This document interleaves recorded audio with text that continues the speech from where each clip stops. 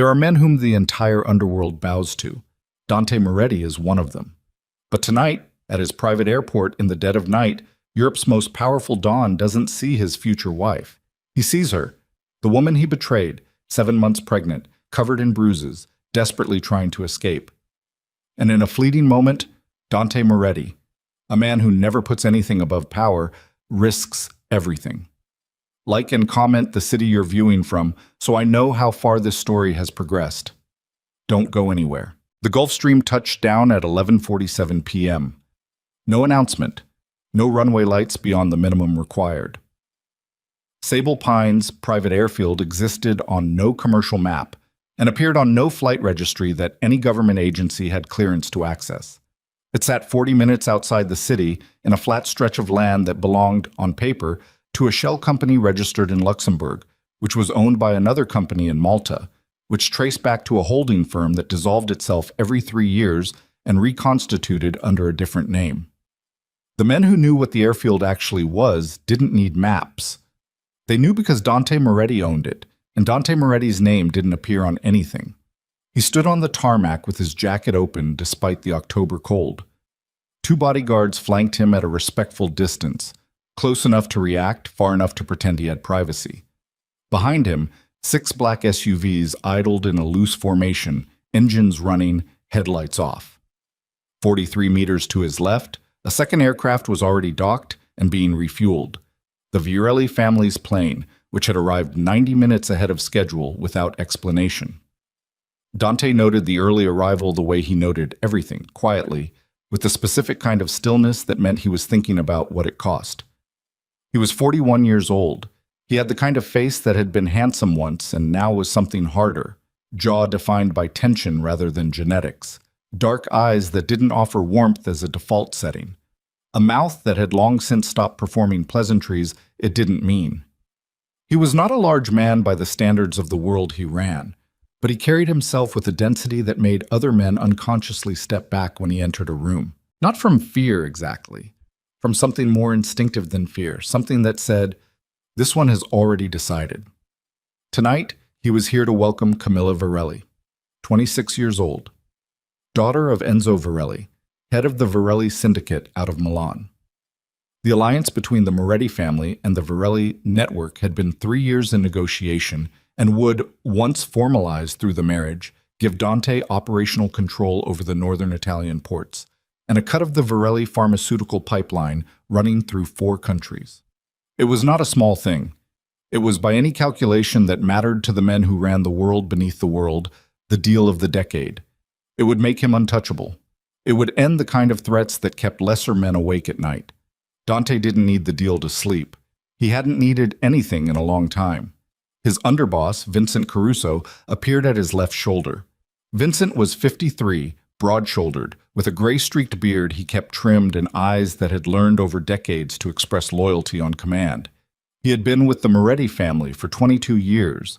He had watched Dante's father run the organization and had made the transition without hesitation when Dante took over at 29. He was the kind of man other men described as a cornerstone. Virelli's people confirmed Camilla is on board, Vincent said. We've got our security detail, 3 attendants, and Enzo's personal lawyer to witness the signing. Enzo himself? Didn't make the flight. Says his health. Dante said nothing. He filed that away. Everything on schedule, Vincent continued. I've got Russo and the others in the East Terminal with the contracts. We signed tonight. We moved the formal announcement to the family gathering next week. And it's done. He paused. Straightforward. Dante didn't answer immediately. He was looking past Vincent toward the far end of the terminal building, the public-facing side, which wasn't public in any real sense, but maintained the infrastructure of an international transit hub. There were lights on in the main corridor, a cleaning crew, 2 of his perimeter men stationed at the glass doors, and someone moving wrong. Not wrong in the way his security team moved. Trained, economical, eyes scanning. Wrong in a different way. Uneven. Slow on one side. The body language of someone trying to be invisible and failing because the body itself wouldn't cooperate. A woman. Dark coat. Hair pulled back, moving through the far corridor with a rolling carry-on bag and a messenger bag slung across one shoulder, And even at this distance and through reinforced glass, something about the way she carried the weight of herself made Dante's chest compress in a way that had no tactical explanation. He looked for 3 seconds before he knew. He would have known in 1 second if he'd allowed himself to. Dante! Vincent's voice had taken on the careful tone of a man who understood he was about to lose his audience. The Varelli plane is deplaning. Camilla will be on the tarmac in 4 minutes. Get Russo to handle the greeting. Excuse me? You heard me? He was already moving. Vincent grabbed his arm, stopped himself, let go, because there were things you didn't do to Dante Moretti regardless of how long you'd known him. The deal, he said instead. Tonight is… I know what tonight is. He crossed the tarmac with long strides, 2 of his men falling in behind him automatically, and pushed through the side door into the terminal building without slowing. The corridor was linoleum and harsh fluorescent lighting, the kind of space that served a function and made no apology for it. A maintenance cart sat abandoned near the far wall. One of his perimeter guards, a young man named Piero, who had been with him 14 months, was standing at the corridor intersection with an expression that said he'd already clocked the woman and wasn't sure what the protocol was. Dante walked past him without acknowledgement. She had made it nearly to the international transit doors. Another 30 seconds and she would have been through them, into the public buffer zone, and then into the city and gone. He registered all of this the way he registered everything, as information, as geometry, as the arithmetic of what could still be controlled and what couldn't. Elena. She stopped. She didn't turn around immediately. He watched her shoulders pull in, watched her spine do something complicated, a kind of bracing, like a person preparing to absorb an impact they already knew was coming. Then she turned. She looked at him with dark eyes that had aged in ways that had nothing to do with years.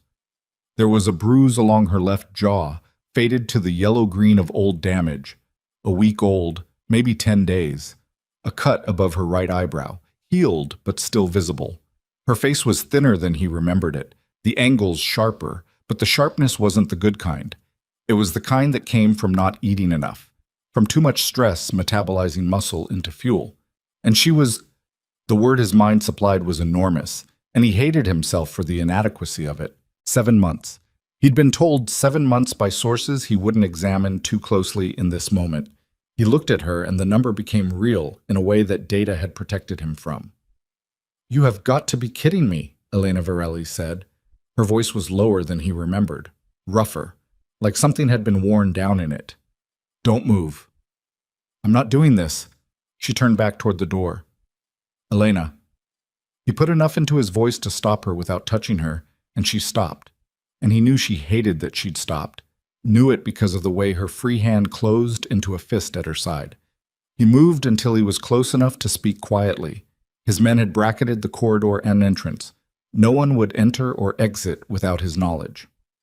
Look at me. She looked at him. I'm looking. Are you satisfied? He wasn't. He was the opposite of satisfied. He was standing inside a moment he'd spent 8 months refusing to imagine, and reality was much worse than the version he'd refused. How long have you been in that building? That's your first question. Answer it. I've been in a lot of buildings, Dante. You'd need to be more specific about which ones. The one you came off of in the last hour. Something crossed her face. A flicker of calculation. The same thing that had made her the best financial strategist he'd ever hired. She was deciding what he already knew, measuring the gap between what she could deny and what she couldn't. He watched her do the math and watched her reach the conclusion that the gap was too small to be useful. Marco Salvatore's transport, she said. Flat. No performance in it. The name landed in his chest like a coal. He kept his face neutral. You were with Salvatore. I wasn't with him by choice. How long? 5 months. He did not allow himself to react visibly. He thought about the arithmetic instead.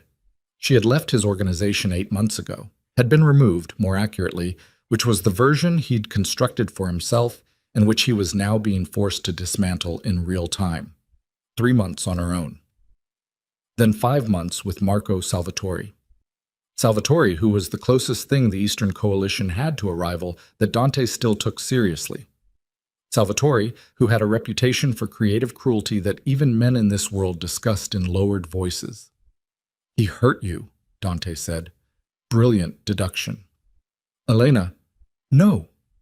Her voice didn't rise. It got tighter, which was worse.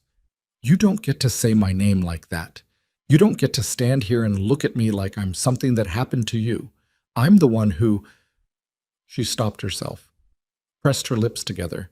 He watched her find the control she needed. I need to get through those doors. You're not going through those doors. You don't own this terminal. Actually, he said, I do. She stared at him. Her breathing was slightly uneven. He could see it in the rise and fall of her chest, in the slight tension around her nostrils. She was tired, bone-tired, the kind that sleep couldn't fix because it had been accumulating too long. And she was scared, though she was performing not scared with considerable skill. He had trained her, in a sense. Or she had trained herself around him, which amounted to the same thing. What are you doing here? She asked. Business. Her eyes moved behind him, toward the tarmac, toward where he knew the Virelli plane was deplaning. Understanding crossed her face, and with it something that might have been contempt, or might have been pain, or might have been both so thoroughly blended that they'd become a single expression. The marriage, she said. He said nothing. Virelli's daughter. She laughed, a short sound with nothing light in it. Of course, the Great Alliance. The thing that was always more important than... She stopped again, put her hand on the side of her stomach in a gesture that wasn't theatrical. It was just a hand finding ballast. Congratulations, she said. I hope she's everything you calculated. He looked at her hand on her stomach. Is it mine? He said. Not a question. Go to hell. Elena. Yes. The word came out stripped of everything except exhaustion. Yes, it's yours. Are we done? Because I have somewhere to be that isn't here, and I have... Her voice frayed slightly at the edge, and she pulled it back together. I need to move. You're not going anywhere, he said. Not like this. You don't get a vote. I'm taking one anyway. She looked at him with those exhausted, careful eyes, and he saw the exact moment she calculated that she couldn't physically get through the doors if he didn't want her to. Not in her current condition, not against his men, not in a building he owned. He watched her absorb that reality. He watched the way it sat on her. I hate you, she said quietly. I know. I'm not saying it for effect, Dante. I'm not being dramatic. I genuinely, specifically hate you. What you did, what it cost me, She swallowed. You should know that. Before anything else happens, you should know that's where we're starting from. Understood, he said. He turned to Piero, who had maintained a studied non-presence throughout. Get Dr. Favre here within the hour. I want the third-floor suite prepared, and I want 2 female staff members assigned to Miss Virelli by the time she gets upstairs. He paused. Not Virelli. Romano. He looked back at her. You're still using Romano? She blinked. Something shifted in her expression, not softening exactly, more like surprise she hadn't accounted for. Yes. Miss Romano, he said to Piero. Move. Piero moved. Dante turned back to Elena and found her staring at him with an expression he couldn't fully categorize, which was unusual. He was generally good at categorizing her expressions. He had spent 2 years learning them before he'd spent 8 months trying to forget them. You're going to miss your fiancé's arrival, she said. Russo will manage the greeting. Dante, this is the Virelli Alliance. This is the thing you... She stopped, searched his face. What are you doing? He didn't have a clean answer. He was aware of that. He was also aware that behind him, on the tarmac, a 26-year-old woman was descending the stairs of a private jet, expecting to meet the man she was about to marry, and that every political calculation he had spent 3 years constructing was in the process of being abandoned in a fluorescent-lit corridor because he could not make his feet move in any direction except the one he was currently standing in. He was not a man who operated on feeling. He understood this about himself. He had built an empire on the specific absence of feeling, on the capacity to run the arithmetic on any situation and execute the answer regardless of what it cost personally.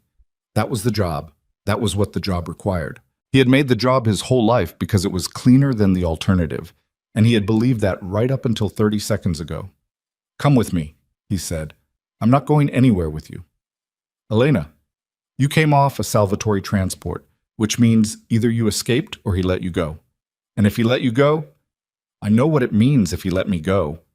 Then you understand why you can't be in a public corridor." She held his gaze. Her jaw was tight. She was doing the same calculation he was doing, arriving at the same conclusion from the other direction. "You'll put me in a room," she said. "And then what? I become a different kind of captive because I'm done being not captive," he said. "Safe. There's a difference." "Not from where I'm standing." "Then move closer and look again." She stared at him for a long moment. Then she looked down at her own hand, still resting against the side of her stomach, and he watched her make a decision that he understood had nothing to do with him and everything to do with what she was protecting. "One conversation," she said. "I talk, you listen. After that, if I want to leave, you let me leave." "Agreed." "I mean it, Dante." "I know you do." She held his eyes for another moment, then reached down for the handle of her carry-on. He reached for it at the same time. Their hands didn't touch. She pulled back a half-second before contact, and he took the bag and neither of them said anything about it. They walked down the corridor, his men falling into position around them, and Dante did not look back toward the tarmac where the Virelli alliance was deplaning without him. He was already doing the math on what he'd just done. The cost of it, the weight of it, the cascade of consequences that would follow from this single, inarguable pivot.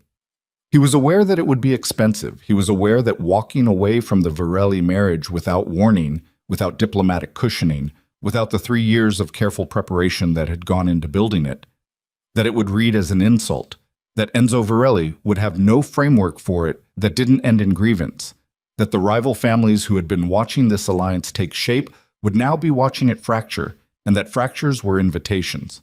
He was aware of all of it. He walked forward anyway. The elevator at the end of the corridor opened when Piero hit the call button. Dante stepped in first, checked the corners out of habit. Elena stepped in beside him. She stood about 18 inches away with her messenger bag pulled against her body and her eyes fixed on the middle distance, and the elevator doors closed, and he could hear her breathing and could hear his own breathing and could feel the presence of her, not proximity in the ordinary sense, but something denser, something that had been waiting in the margins of the last 8 months like an unpaid debt. "Vincent is going to try to stop this," she said, as the elevator began to move. "Vincent doesn't stop things I decide." She nodded slowly, like she was filing something away rather than agreeing. "That's what he wants you to think," she said.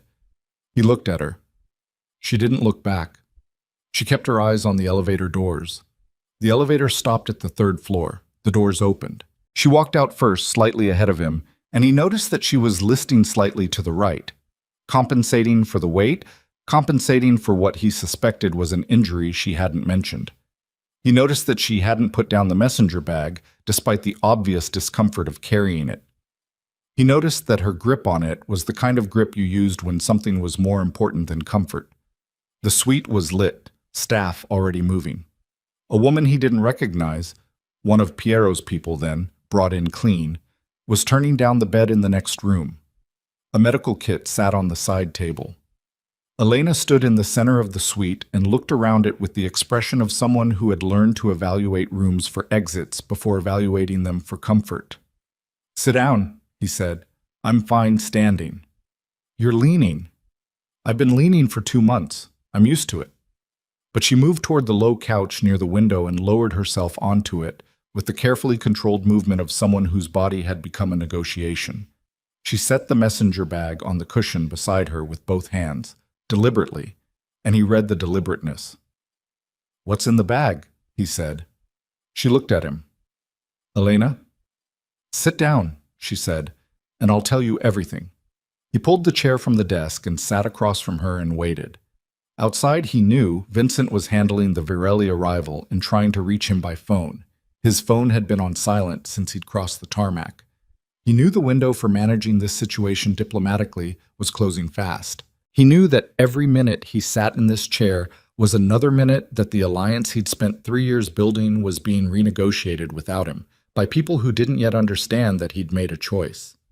Elena Virelli, Elena Romano, looked at him across the low table with bruised eyes and a thinner face and said, "Vincent Caruso has been selling your family's information for at least 7 months." The room was very quiet. "I have the proof," she said. She put her hand on the messenger bag. "All of it. Transaction records, contact names, dates, and amounts." She paused. "He's been working with Marco, not just intelligence, operational details, safe house locations, shipment schedules, personnel." She paused again, and something moved in her face that he couldn't name. "He knows about the gathering next week, the commission meeting. He's planning to use it." Dante sat very still. "Marco told you this," he said. "Marco showed me the records. He thought it was leverage. Over me, over you. He thought I was going to help him use it." She looked at him steadily. "He was wrong about what I was going to do with it." Dante looked at the messenger bag.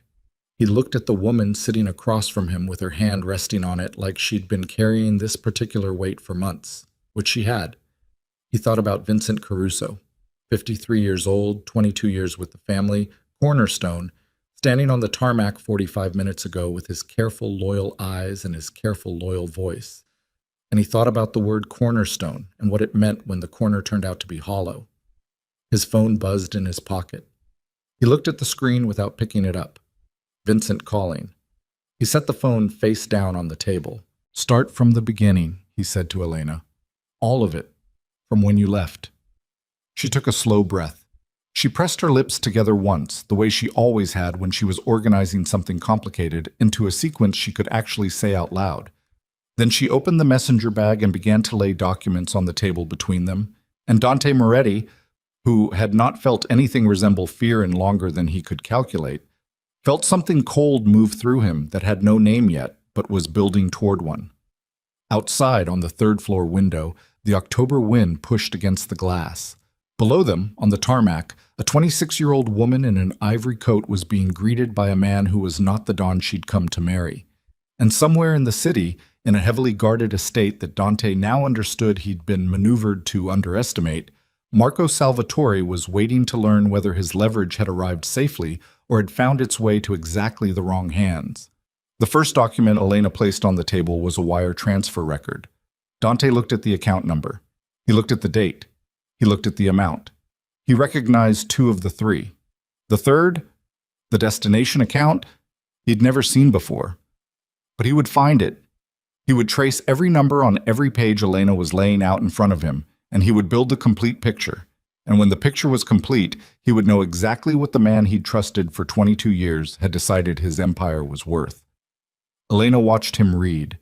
"There's more," she said. The commission gathering. Vincent gave Marco the full guest list. Arrival windows, security arrangements. She paused. "It's not just intelligence, Dante. It's a blueprint." He looked up from the document. "They're going to move during the gathering," she said. "When every major family is in one place, and your men are split between 40 different protections." She held his gaze. "Unless you already know about it. Unless this is—" She stopped. "Unless I just walked into something I don't fully understand." "You didn't," he said.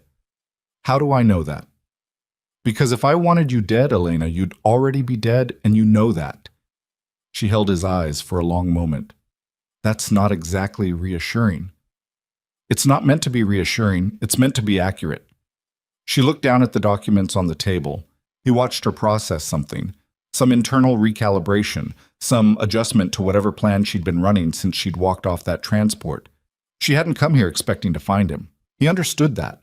She'd been navigating toward something, an exit, a contact, somewhere to take what she was carrying, and he'd intercepted her path before she could get there. And now she was doing what she always did when the landscape changed. She was recalculating.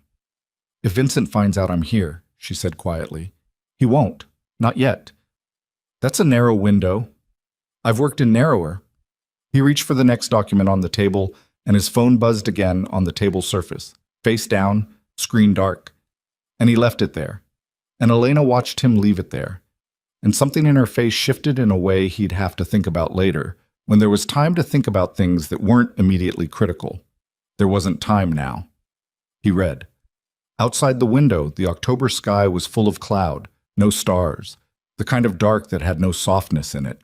And in the east wing of the building, Dante knew Vincent Caruso was standing with the Virelli lawyer and a set of unsigned contracts, wondering where his Dawn had gone, and calculating, as he had apparently been calculating for months, what the best move was.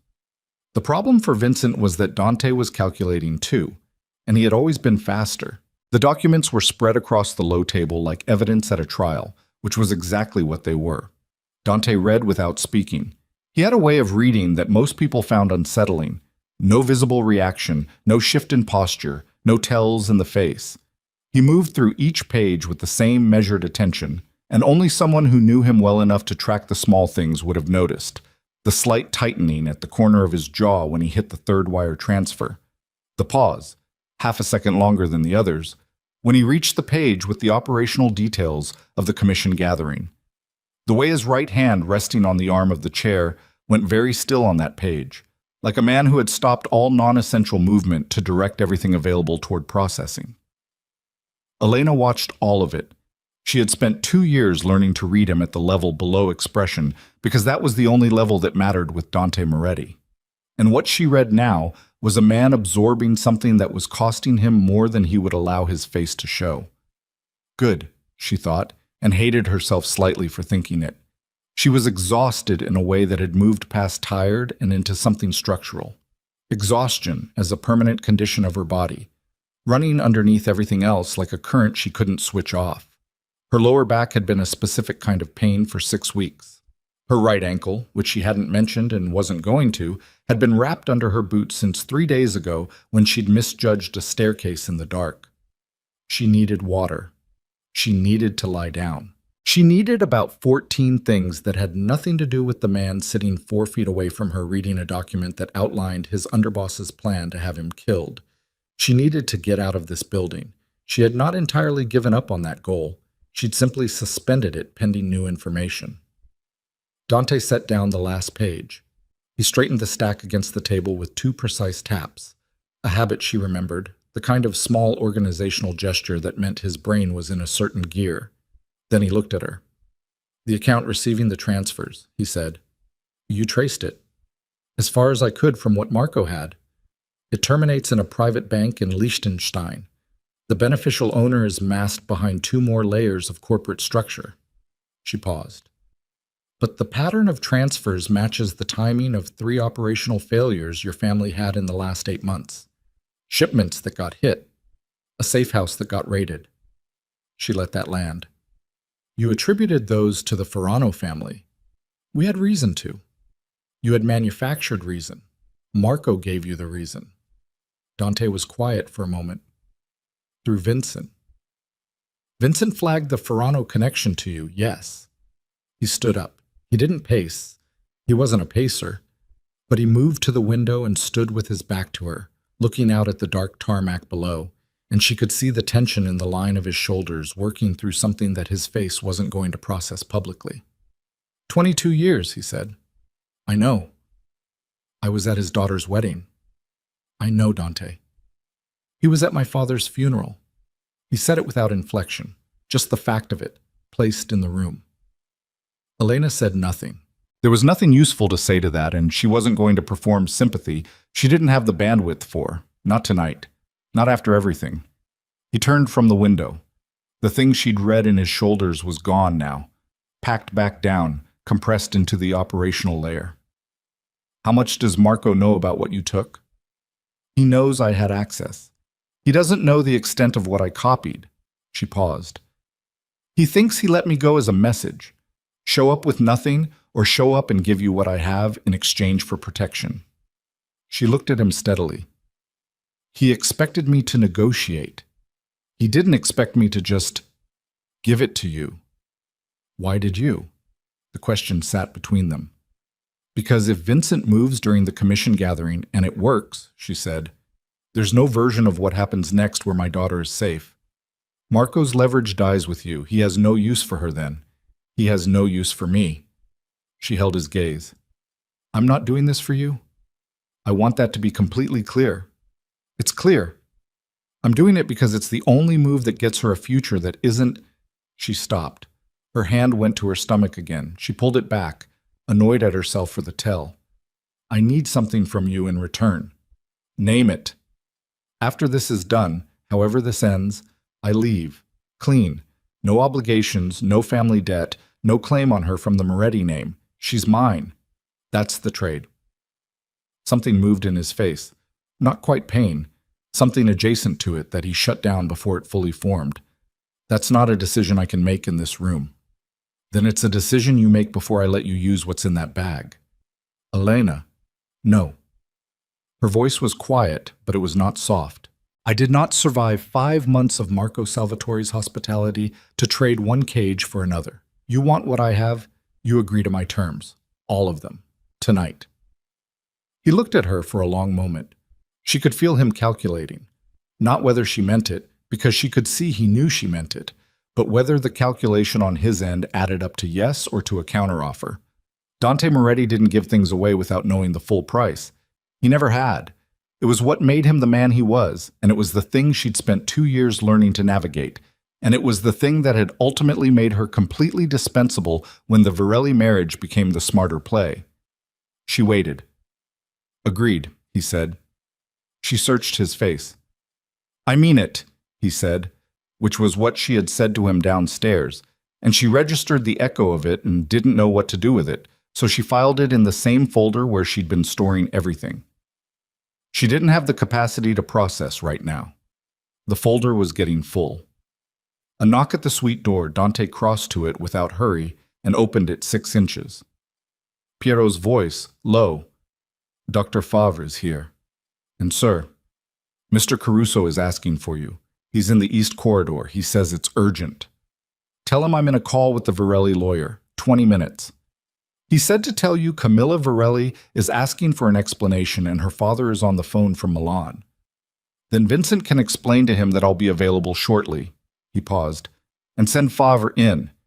He closed the door and turned back to find Elena watching him. You're stalling, she said. I'm managing. You're stalling, and Vincent's going to know something is wrong within the next 10 minutes.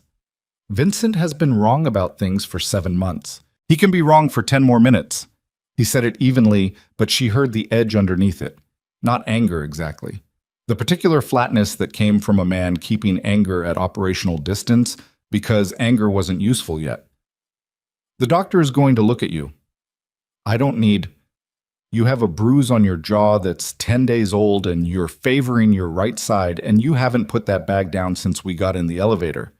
He looked at her. You need a doctor. After that, we talk about what happens next. She wanted to argue. She was too tired to argue. She turned toward the bedroom doorway and he didn't help her up. She wouldn't have accepted it. But he watched her get up from the couch with an attention that felt different from surveillance. And she didn't have the energy to figure out what it was different from.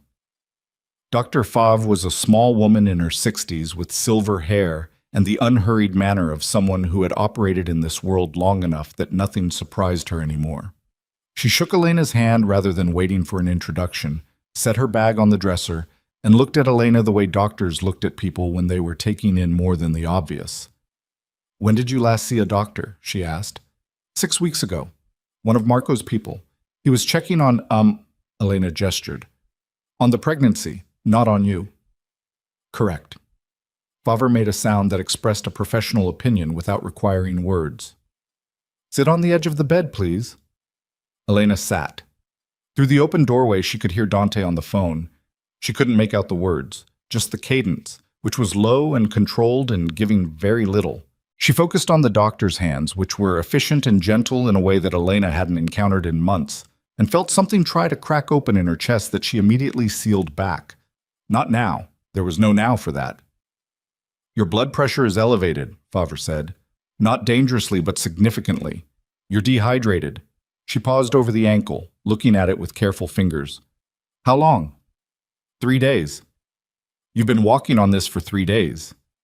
I didn't have another option. Favre looked at her with eyes that held something between professional disapproval and genuine concern. The baby's position is normal. Heartbeat is strong. She paused. But you are not in good condition, Ms. Romano. You understand what I mean by that? I understand. Good. I want you horizontal within the hour, and I want you to drink. She was already pulling a bottle of electrolyte solution from her bag. All of this. Not over the night. Now. Elena took the bottle. Through the doorway, Dante's voice had stopped. She heard him come back into the main room, heard him stop at the doorway, heard the silence of him standing there for a moment before he moved away. She drank. Favre wrapped the ankle with practiced hands and administered 2 injections, one for blood pressure, one for something else she explained in terms Elena absorbed and cataloged, and then sat back and looked at her patient with the expression of someone about to say something that wasn't in the medical brief. He's been standing outside that door for most of the last 10 minutes, Favre said. Elena kept her eyes on the window. I'm not telling you what that means, Favre said. I'm just telling you what I observed. Thank you, doctor. Favre stood, began repacking her bag. Sleep if you can. Not on the couch. The bed. She paused at the door. The baby is strong. Whatever you did to keep her that way, it worked. She left. Elena sat on the edge of the bed for a moment in the quiet. Then she picked up the electrolyte bottle and walked back into the main room. Dante was on the phone again, standing near the window with his back to the room. He heard her come in. She could tell by the infinitesimal change in his posture, but he didn't turn. She settled back onto the couch and pulled the messenger bag against her and listened to the half of the conversation she could hear. Tell Enzo I'll speak with him personally, tonight. A pause. No, not through the lawyer. Another pause, longer. I understand what this looks like. I'm telling you it will be addressed. He ended the call, stood for a moment with the phone in his hand, then turned. He looked at her, then at the ankle, which was now visibly wrapped below her pulled-up trouser leg. 3 days, she said before he could ask. Elena, I know, I'm aware. She cut it off before it could become something she'd have to manage. What's happening downstairs? He moved back to the chair, sat. His jacket was off now. She hadn't noticed when that had happened.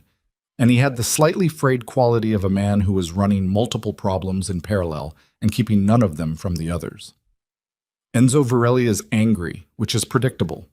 Camilla is in the West Suite with her people, which is where she should be until I can have a direct conversation. He paused. Vincent is in the East Corridor and has stopped trying to reach me by phone. Which means he's moved to a different kind of problem solving. She understood. Vincent Caruso was not stupid. 22 years as underboss to 2 generations of Moretti men had made him expert in exactly one thing, reading a situation and adapting before it turned on him. If he'd stopped calling, he'd stopped believing the problem was a conversation. He'll try to find out what's in this suite, she said.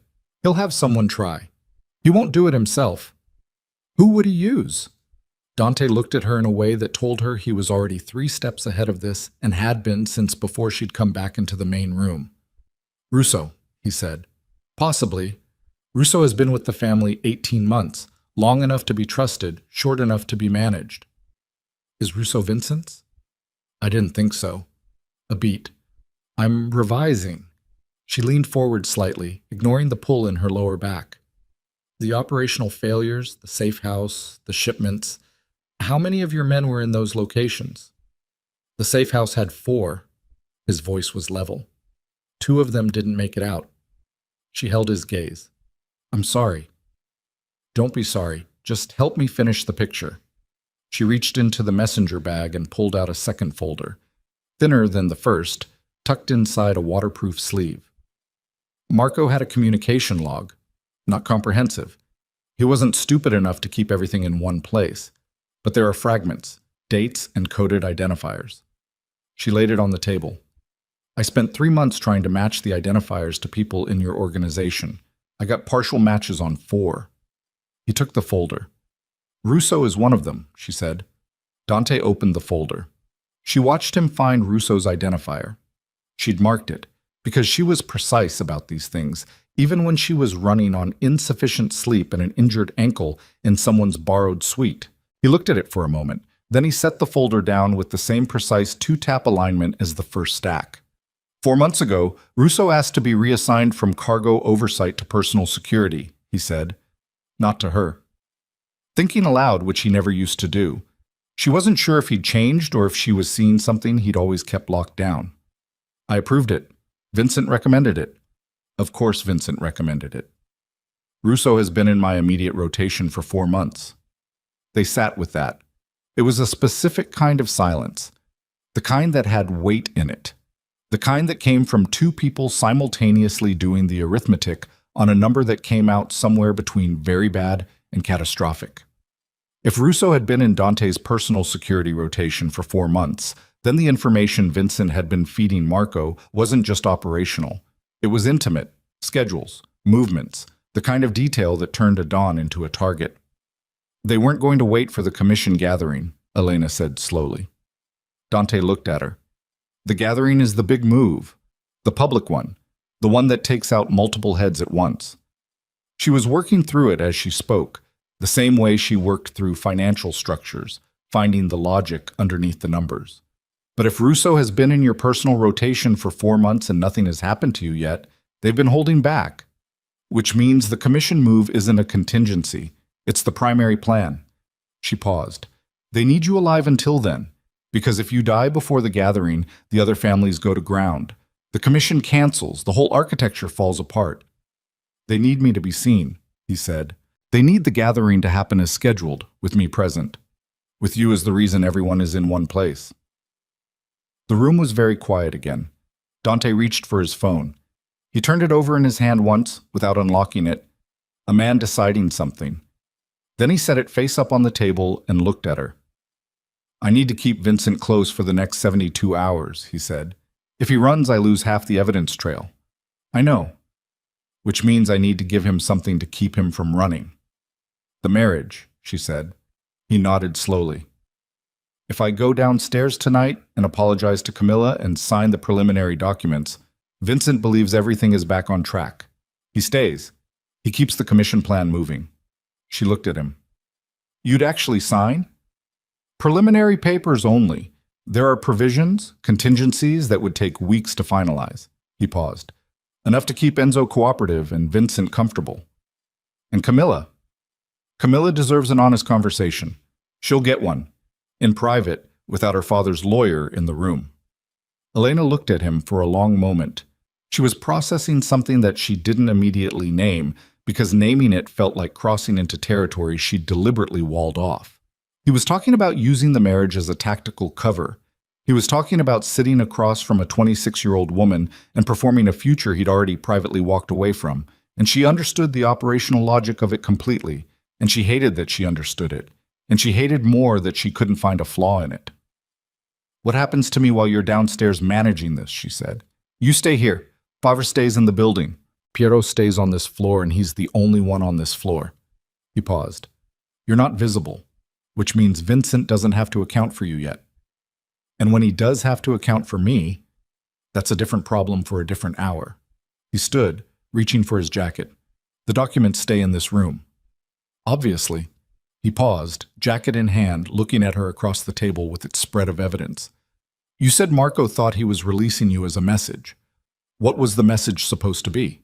She looked at the table, then back at him. That he owned you. That the woman who knew your empire better than anyone, carrying your child, that she came back to you on his terms, not yours. She paused. He thought I'd try to negotiate. Give you some of the documents in exchange for protection and keep the rest as insurance for myself. He doesn't know you very well. No, she said. He knows how to frighten people. That's different from knowing them.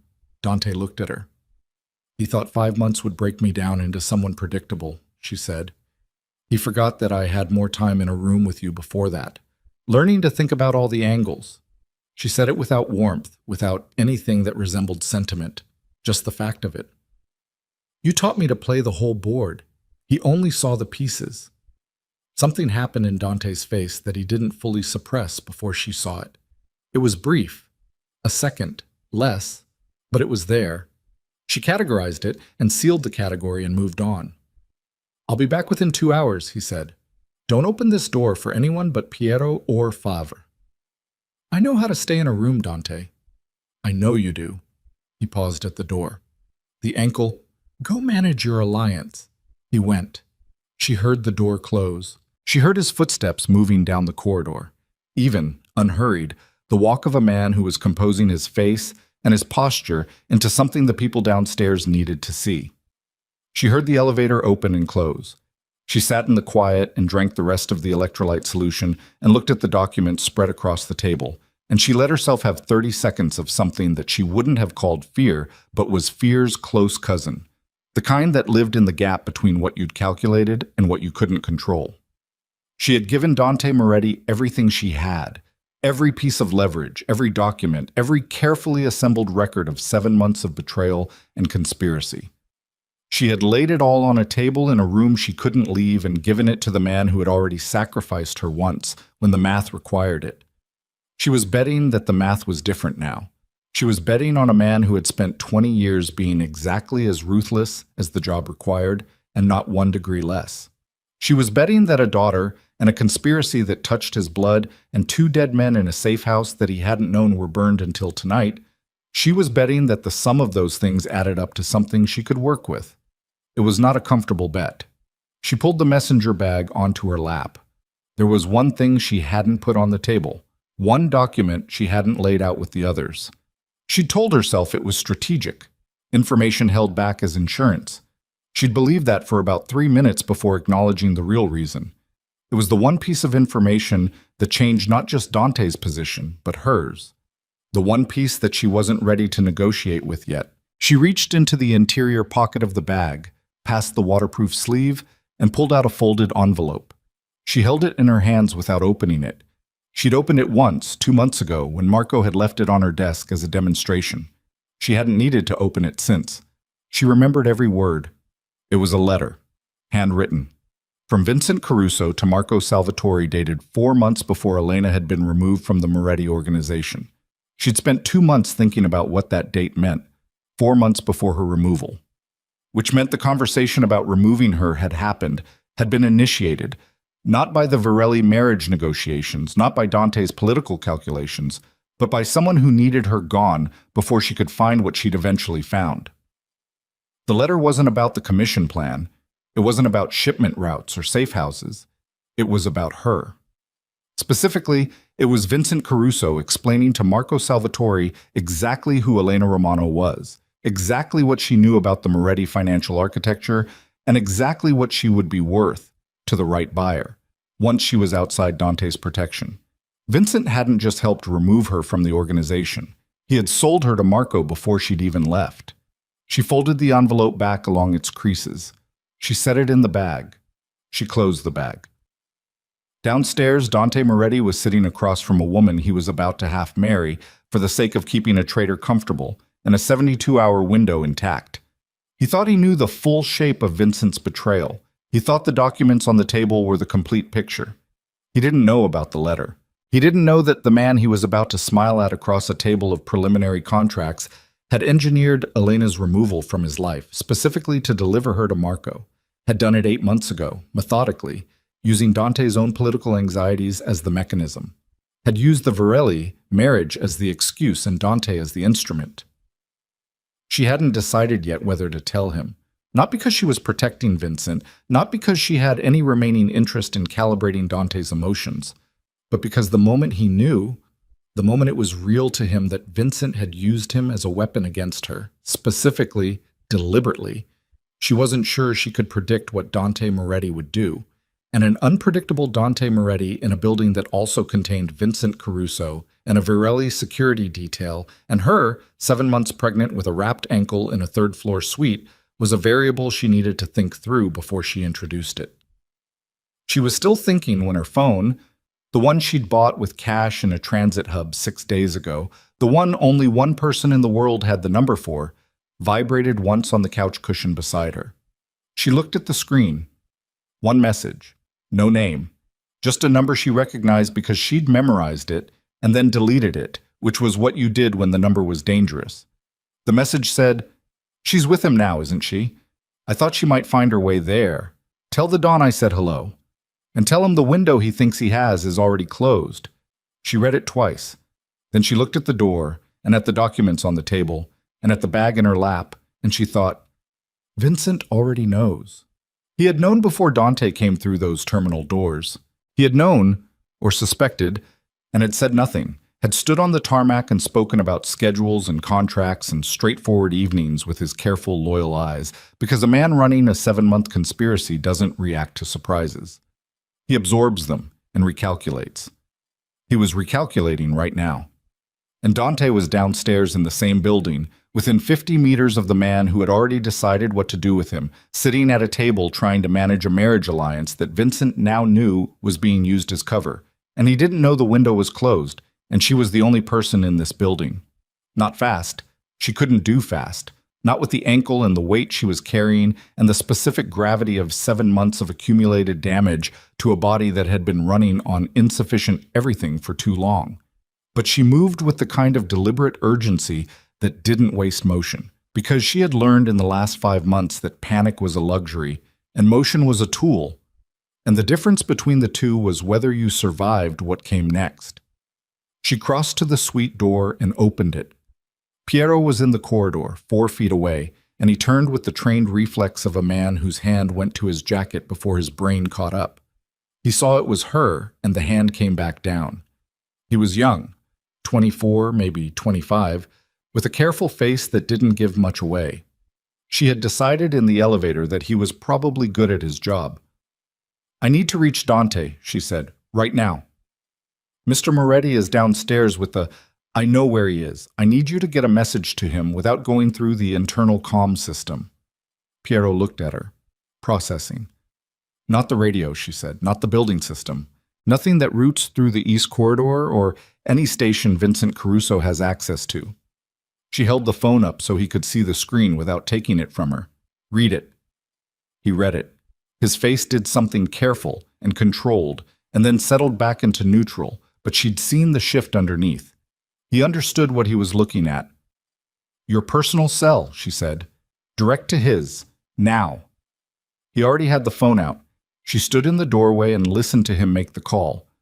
3 words, clipped. 3rd floor, now. And then she went back inside and stood in the center of the room and looked at the documents on the table and the envelope in the bag on the couch and did the arithmetic on how much time they had and what the numbers came out to. The numbers were not good. Vincent's message hadn't been a threat. It had been a demonstration. He was showing her that he knew exactly where she was, exactly who she was with, and that he had already decided the next move.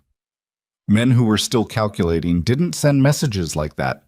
Men who had finished calculating and were executing sent messages like that. The 72-hour window Dante had been planning around didn't exist. She heard the elevator at the end of the corridor. Then footsteps. One set, fast, not bothering with the measured pace he'd left with 20 minutes ago. The door opened and Dante came through it with his jacket still on and his eyes already doing the sweep of the room that told her Piero had given him enough. He saw her face. He saw the phone in her hand. He crossed to her and she held the screen up without preamble and watched him read. He read it once. Then he took the phone from her hand. Not grabbing, just taking, the way you took something you needed to look at more carefully, and read it again. She watched his face do the thing it did when it was processing something that required a fundamental restructuring of the plan. It wasn't panic. It wasn't even surprise, exactly. It was the expression of a man who had been running one chess game and had just understood he was sitting at a different board entirely. "When did this come in?" he said. 4 minutes ago. He had the number. He had the number. Which means he's had eyes on you since before you came off that transport. He set the phone on the table. He didn't just know you were coming, he directed you here.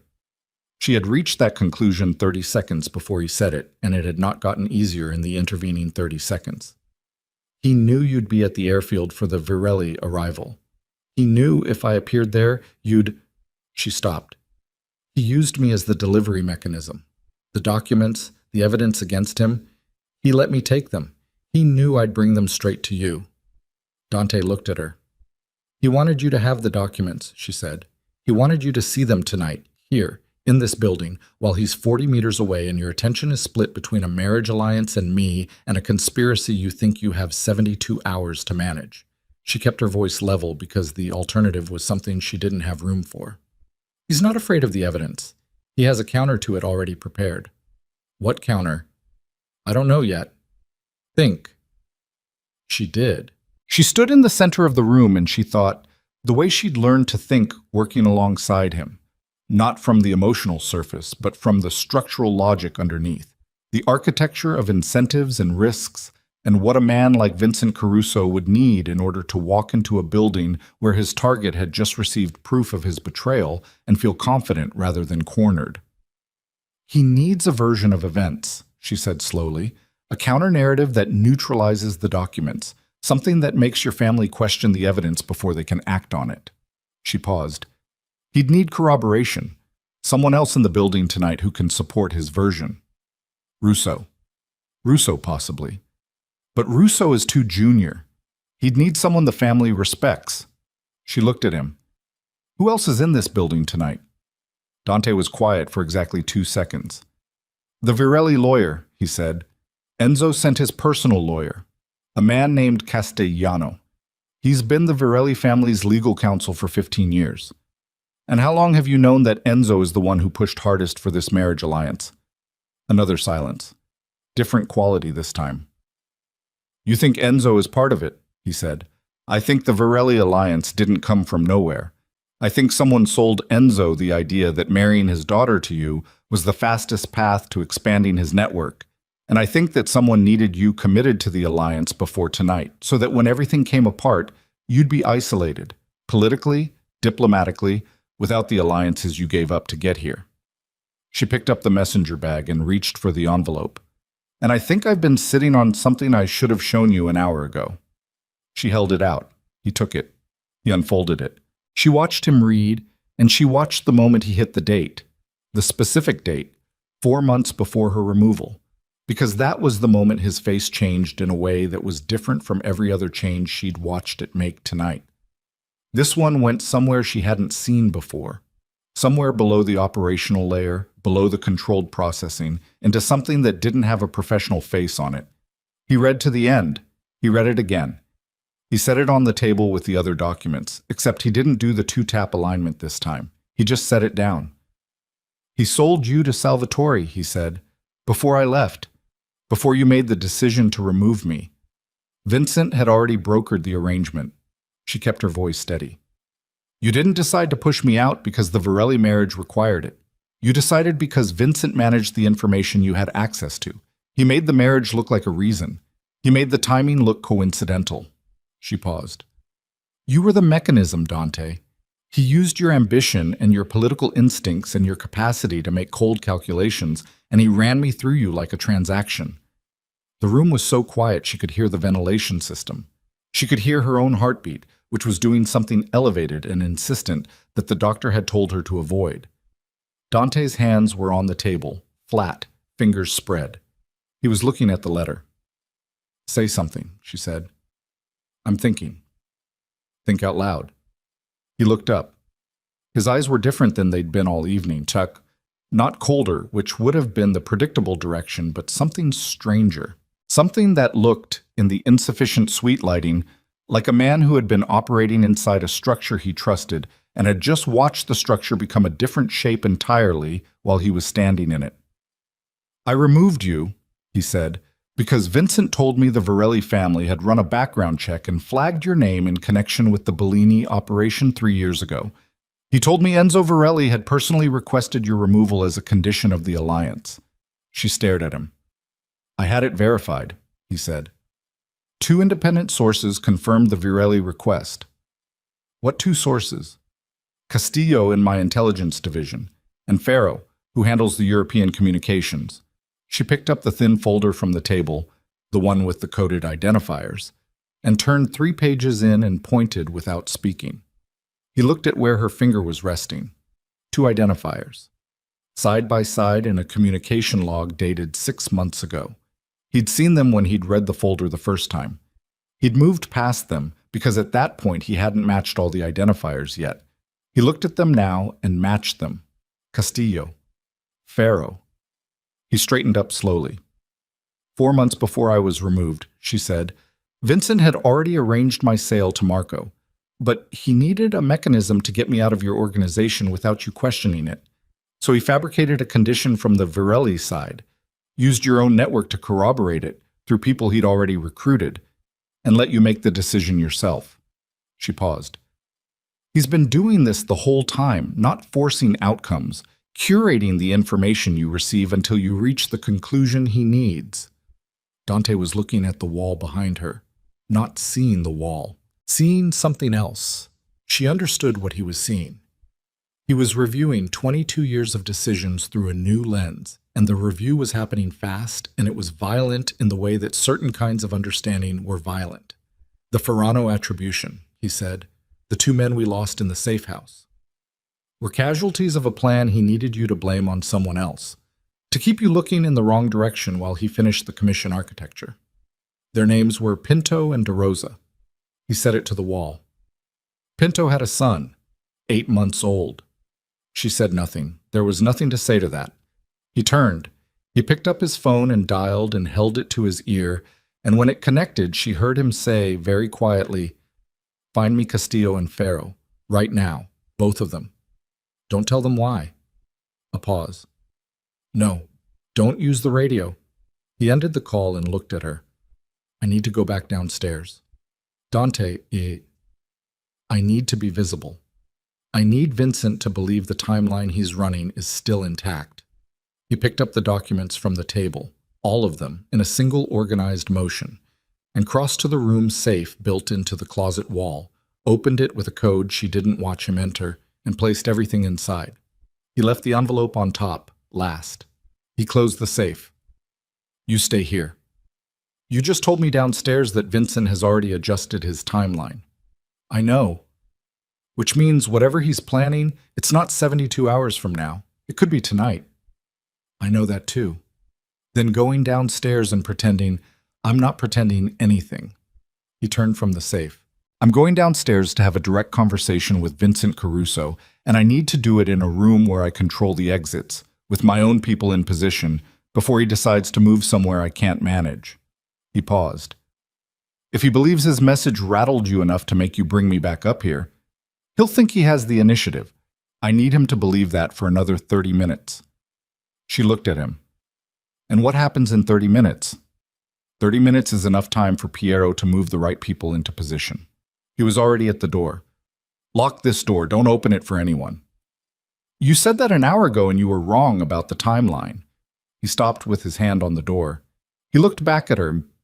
Not the operational look, not the calculating look, something that had less structure to it than those, something she recognized from a different version of this room, in a different city, in a year that felt like it belonged to people they no longer were. "I know what I did," he said. 8 months ago. Whatever Vincent engineered, I made the calculation. I could have looked harder. I didn't." He held her eyes. "I'm not asking you to forgive it tonight." "Good," she said, "because I'm not." "I know." He paused. "But I need you to trust that for the next 30 minutes, I'm not making the same kind of calculation, whatever it costs." She held his gaze for a long moment. "Go," she said. He went. She locked the door. She stood in the center of the room and breathed deliberately, counting the breaths the way Favre had shown her. 4 counts in, hold for 4, release for 4. Because her blood pressure was already elevated and the last 30 minutes had not helped that particular problem. She counted to 4 3 times and then stopped, because counting wasn't what the situation required and she knew it. She went to the window. Below her, the tarmac was still lit from the aircraft that had brought the Virelli family. She could see 2 of Dante's men near the perimeter, stationed correctly, nothing in their posture that suggested they knew anything was wrong. Standard positioning, which either meant Piero had been very quiet about the repositioning Dante had just ordered, or the repositioning hadn't happened yet, or... Her phone vibrated. Same number. She looked at the screen. "Downstairs isn't where the problem is. Check the floor you're on." She turned from the window. The suite door was locked. She'd locked it herself, deadbolt engaged, security chain in place. Piero was in the corridor. There was one other door in the suite, the service entrance at the back of the kitchenette, which she hadn't checked because she'd had no reason to check it an hour ago when the room was prepared by Piero's people and Dante was still operating on a 72-hour window. She crossed the suite in 8 steps, moving faster than she should have, ankle protesting, and pushed through the kitchenette doorway and saw the service door and saw that the security bar on the inside was not engaged. It had been engaged when Favre left. She had heard the doctor ask the female staff member to check the secondary entrance. She had heard the woman confirm it. She looked at the bar leaning against the wall beside the door, not across it, and understood that someone had come through after Favre left, and before Dante came back upstairs, and had been very quiet about it, and was now somewhere in the suite that she hadn't cleared. She backed out of the kitchenette, the bedroom. She turned and a man was standing in the bedroom doorway. Not Russo, not anyone she recognized from the files she'd memorized in Marco's compound. He was medium height, nondescript in the specific way of men trained to be nondescript, and he was not holding a weapon yet, which told her he'd been sent to retrieve something rather than to hurt someone. He was looking at her with the assessing calm of a professional who had walked into a room expecting it to be empty. They looked at each other for 1 second. "The bag," he said. "It's on the couch." She kept her voice level. "It's empty. I already moved everything." His eyes went to the couch. The bag was there, where she'd left it. He couldn't verify from the doorway whether it was empty. "Then you won't mind if I look?" "Help yourself." He moved toward the couch, keeping her in his peripheral vision, 2 meters of distance between them, and she moved at the same moment, not toward the suite door but toward the room's safe in the closet. She didn't have the code. She didn't need the code. She needed the safe to be between her and him, and she needed the sound she was about to make. She hit the closet door with her palm, hard, loud, the slam of it carrying through a suite with good acoustic transfer, and shouted Piero's name at a volume that cost her something in her chest and didn't matter at all. The man at the couch moved. She dropped below the closet door frame, not graceful, the ankle giving slightly, one hand catching the door edge, and the man's trajectory carried him past her into the closet wall. She heard Piero hitting the suite door from outside, heard the chain catching, heard him call her name through the gap.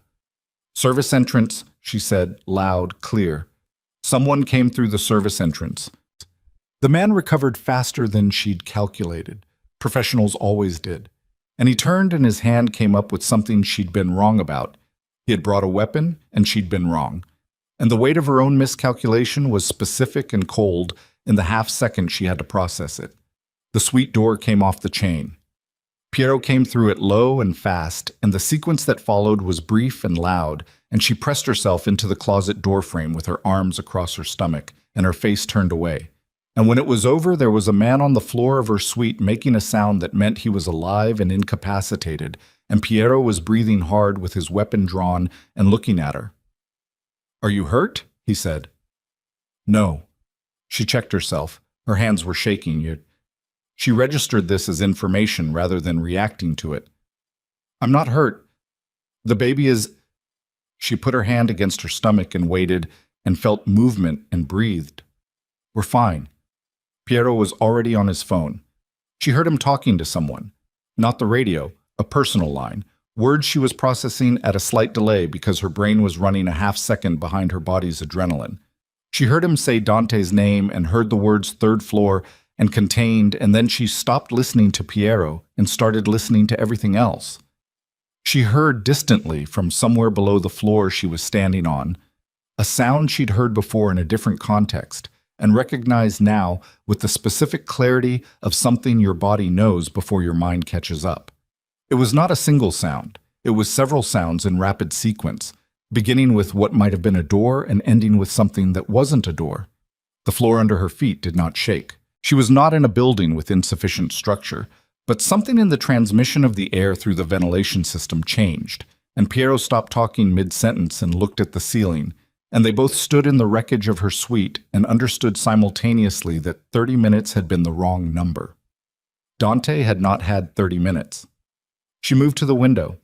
Below, on the east side of the building, 2 of Dante's perimeter men were running toward the main entrance in a direction that meant they'd been called in from outside, which meant the inside was which meant Dante was.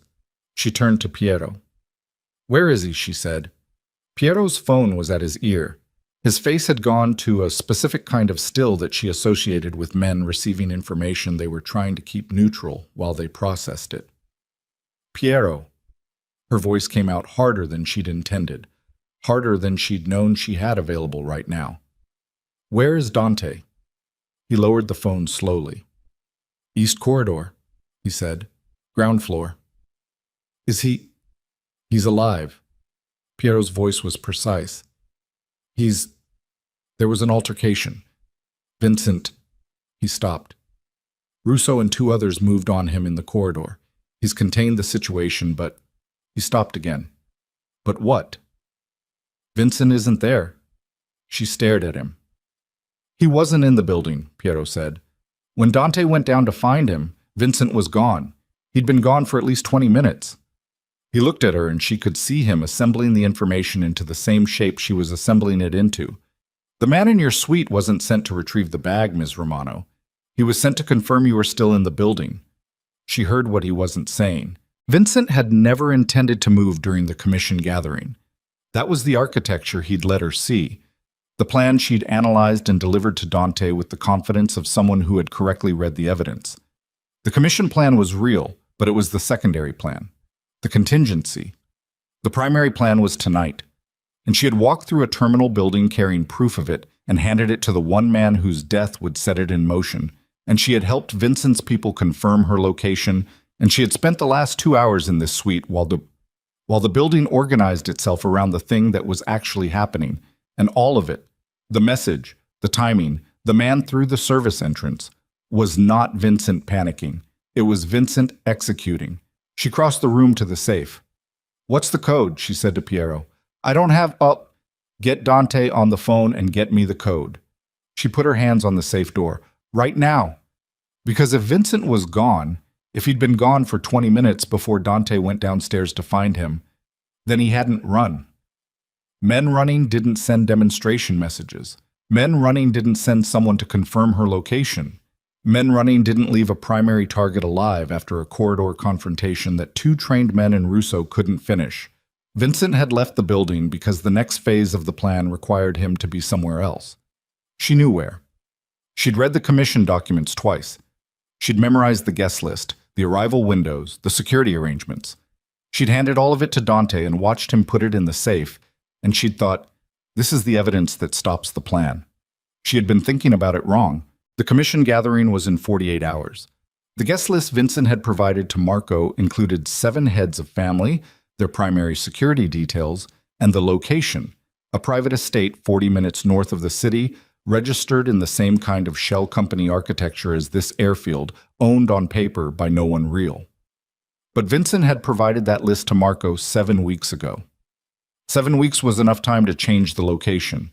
7 weeks was enough time to move the gathering somewhere the evidence in the safe no longer described. She had given Dante a map to the wrong place, and she hadn't known it was wrong until this moment. And if she was correct, if the location had been changed and Vincent was already moving toward it, then what she'd handed Dante tonight wasn't evidence that would save his life. It was the reason he'd be looking in the wrong direction when Vincent moved. The phone Piero was holding went to speaker. Dante's voice, tight and controlled, with the specific quality of a man who had just been in a fight and was running on the other side of it. "Elena." "The gathering location," she said. "The estate and the documents. Did you independently verify it?" A pause. "The address came from the files you— Did you verify it from a second source?" Longer pause. "No," he said. She pressed her forehead against the cold steel of the safe door and closed her eyes for exactly 1 second. "The location has been changed," she said. "Vincent gave Marco the original address weeks ago, knowing you'd find the documents eventually. The real gathering is somewhere else." She opened her eyes. "And he's already moving." The silence on the phone lasted 2 seconds, which was a long time for Dante Moretti. "How do you know?" he said. "Because he left the building," she said. "And he left you alive in that corridor. And he doesn't make mistakes, Dante. You told me that yourself 3 years ago when you were explaining why you trusted him." She straightened up from the safe. He left you alive because he needs you to go to the wrong location. He needs you moving toward an empty estate 40 minutes north. Because he left the building, she said, and he left you alive in that corridor. And he doesn't make mistakes, Dante. You told me that yourself 3 years ago when you were explaining why you trusted him. He left you alive because he needs you to go to the wrong location. He needs you moving toward an empty estate 40 minutes north, while the real gathering happens somewhere else, and every family head on that list walks into a room that Vincent has already prepared. The silence on the phone stretched 3 seconds. 4. Get downstairs, Dante said. Now. She was already moving.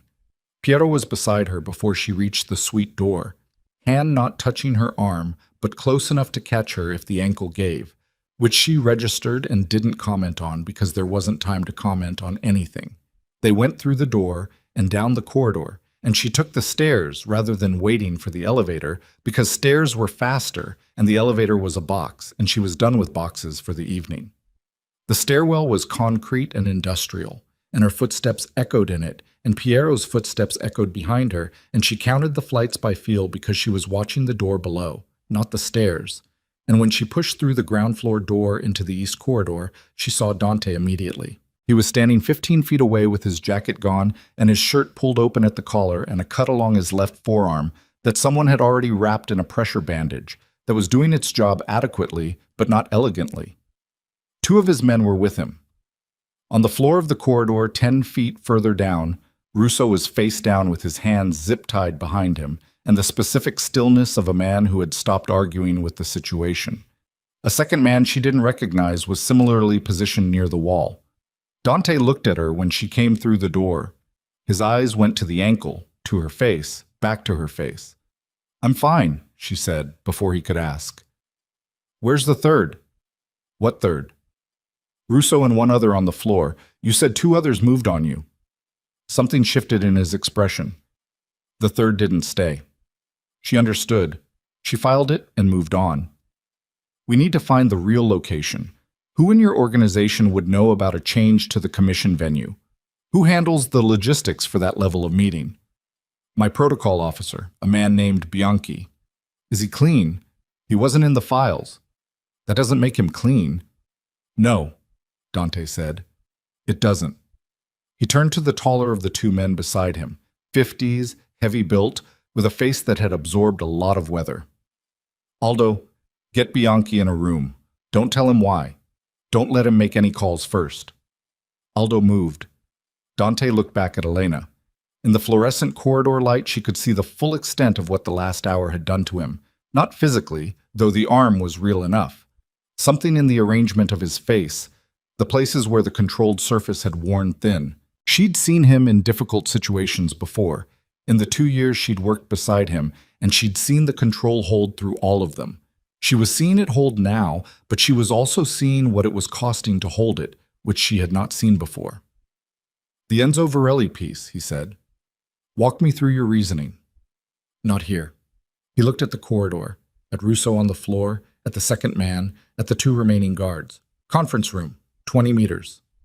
They moved. Piero stayed outside the door. Dante closed it behind them, and she didn't wait for him to sit. Neither of them sat. She stood on the opposite side of the small table and laid it out the way she'd been assembling it upstairs. "Vincent needed the Varelli alliance to happen," she said.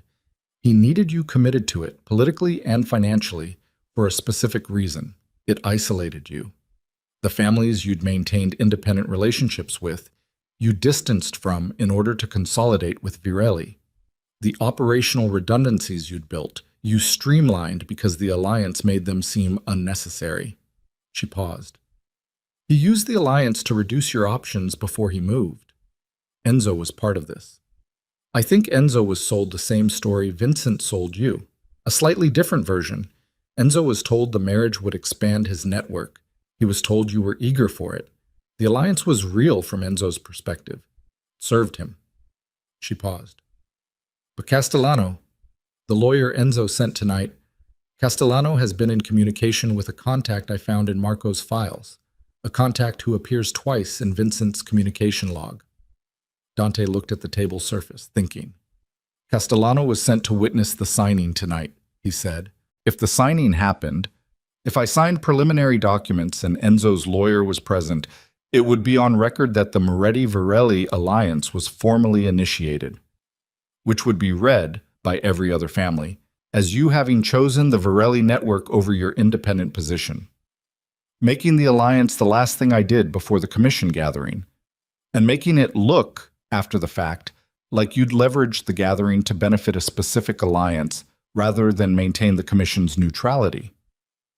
She let him get there himself because he was faster than she was at this specific kind of political geometry, and she could see him arriving.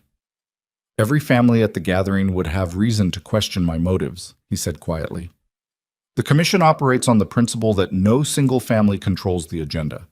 If I walked in having just formalized the Varelli alliance, you'd walk in already suspected, already vulnerable to the argument that the commission should operate without you. And if something happened to you during the gathering, it would look like consequence rather than assassination. She nodded. He stood with his hands on the table and looked at them. She watched him take the full architecture of it in.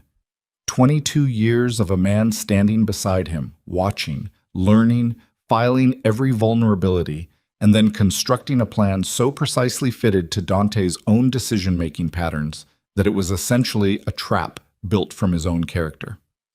He knew you'd prioritize the alliance over personal caution, she said. He knew you'd read the Varelli marriage as the rational move and execute it. He's been watching you make decisions for 22 years. He knows how you think. He does, Dante said. He knows exactly how I think. He looked up, which is why he didn't account for the thing he doesn't know how to predict. She waited. Me making a decision he couldn't model, he said. She understood what he meant. He meant the tarmac. He meant the moment he'd walked away from the Varelli arrival and crossed a terminal building toward a woman he'd spent 8 months trying to make into a closed account. He meant the decision that had no clean operational logic to it, that broke the pattern Vincent had spent years studying. He didn't plan for you, she said. No. He planned for the version of me that would have kept walking to that plane. He straightened. That version would have signed the documents tonight and gone to the wrong estate tomorrow and walked into whatever he'd prepared there, efficiently, on schedule. The door opened. Aldo leaned in. Bianchi is in room 4. Dante moved for the door. Elena followed. He glanced back at her, a question in it. I'm coming, she said. I know what questions to ask. He didn't argue. Room 4 was smaller than the conference room, a utility space repurposed, folding chairs, a table that had lived a hard life. Bianchi was sitting in one of the chairs with the posture of a man who'd been told nothing and was processing the specific anxiety of being brought somewhere without explanation. He was mid-40s, slight build, with the neat, careful look of someone who organized other people's logistics for a living and had developed a personal aesthetic to match. He saw Dante and stood. Then he saw Elena, and something complicated happened in his face. Recognition, recalibration, a flash of something she couldn't immediately read. He knew who she was. Sit, Dante said. Bianchi sat. The commission gathering, Dante said. The current confirmed location. Bianchi's eyes moved, not to Elena, not to Aldo at the door, to his own hands, briefly, which was the kind of tell that meant the question had landed somewhere it wasn't supposed to be able to reach. He recovered quickly. The Castellano estate. North of the city? 40? That's the location in the circulation documents, Dante said. I'm asking about the current confirmed location. A pause. That is the current... Bianchi. Dante's voice dropped in a way that wasn't louder but was significantly more present. I'm going to ask you once more. After that, I'm going to ask Aldo, and Aldo doesn't ask questions the same way I do. Bianchi's hands tightened on the table edge.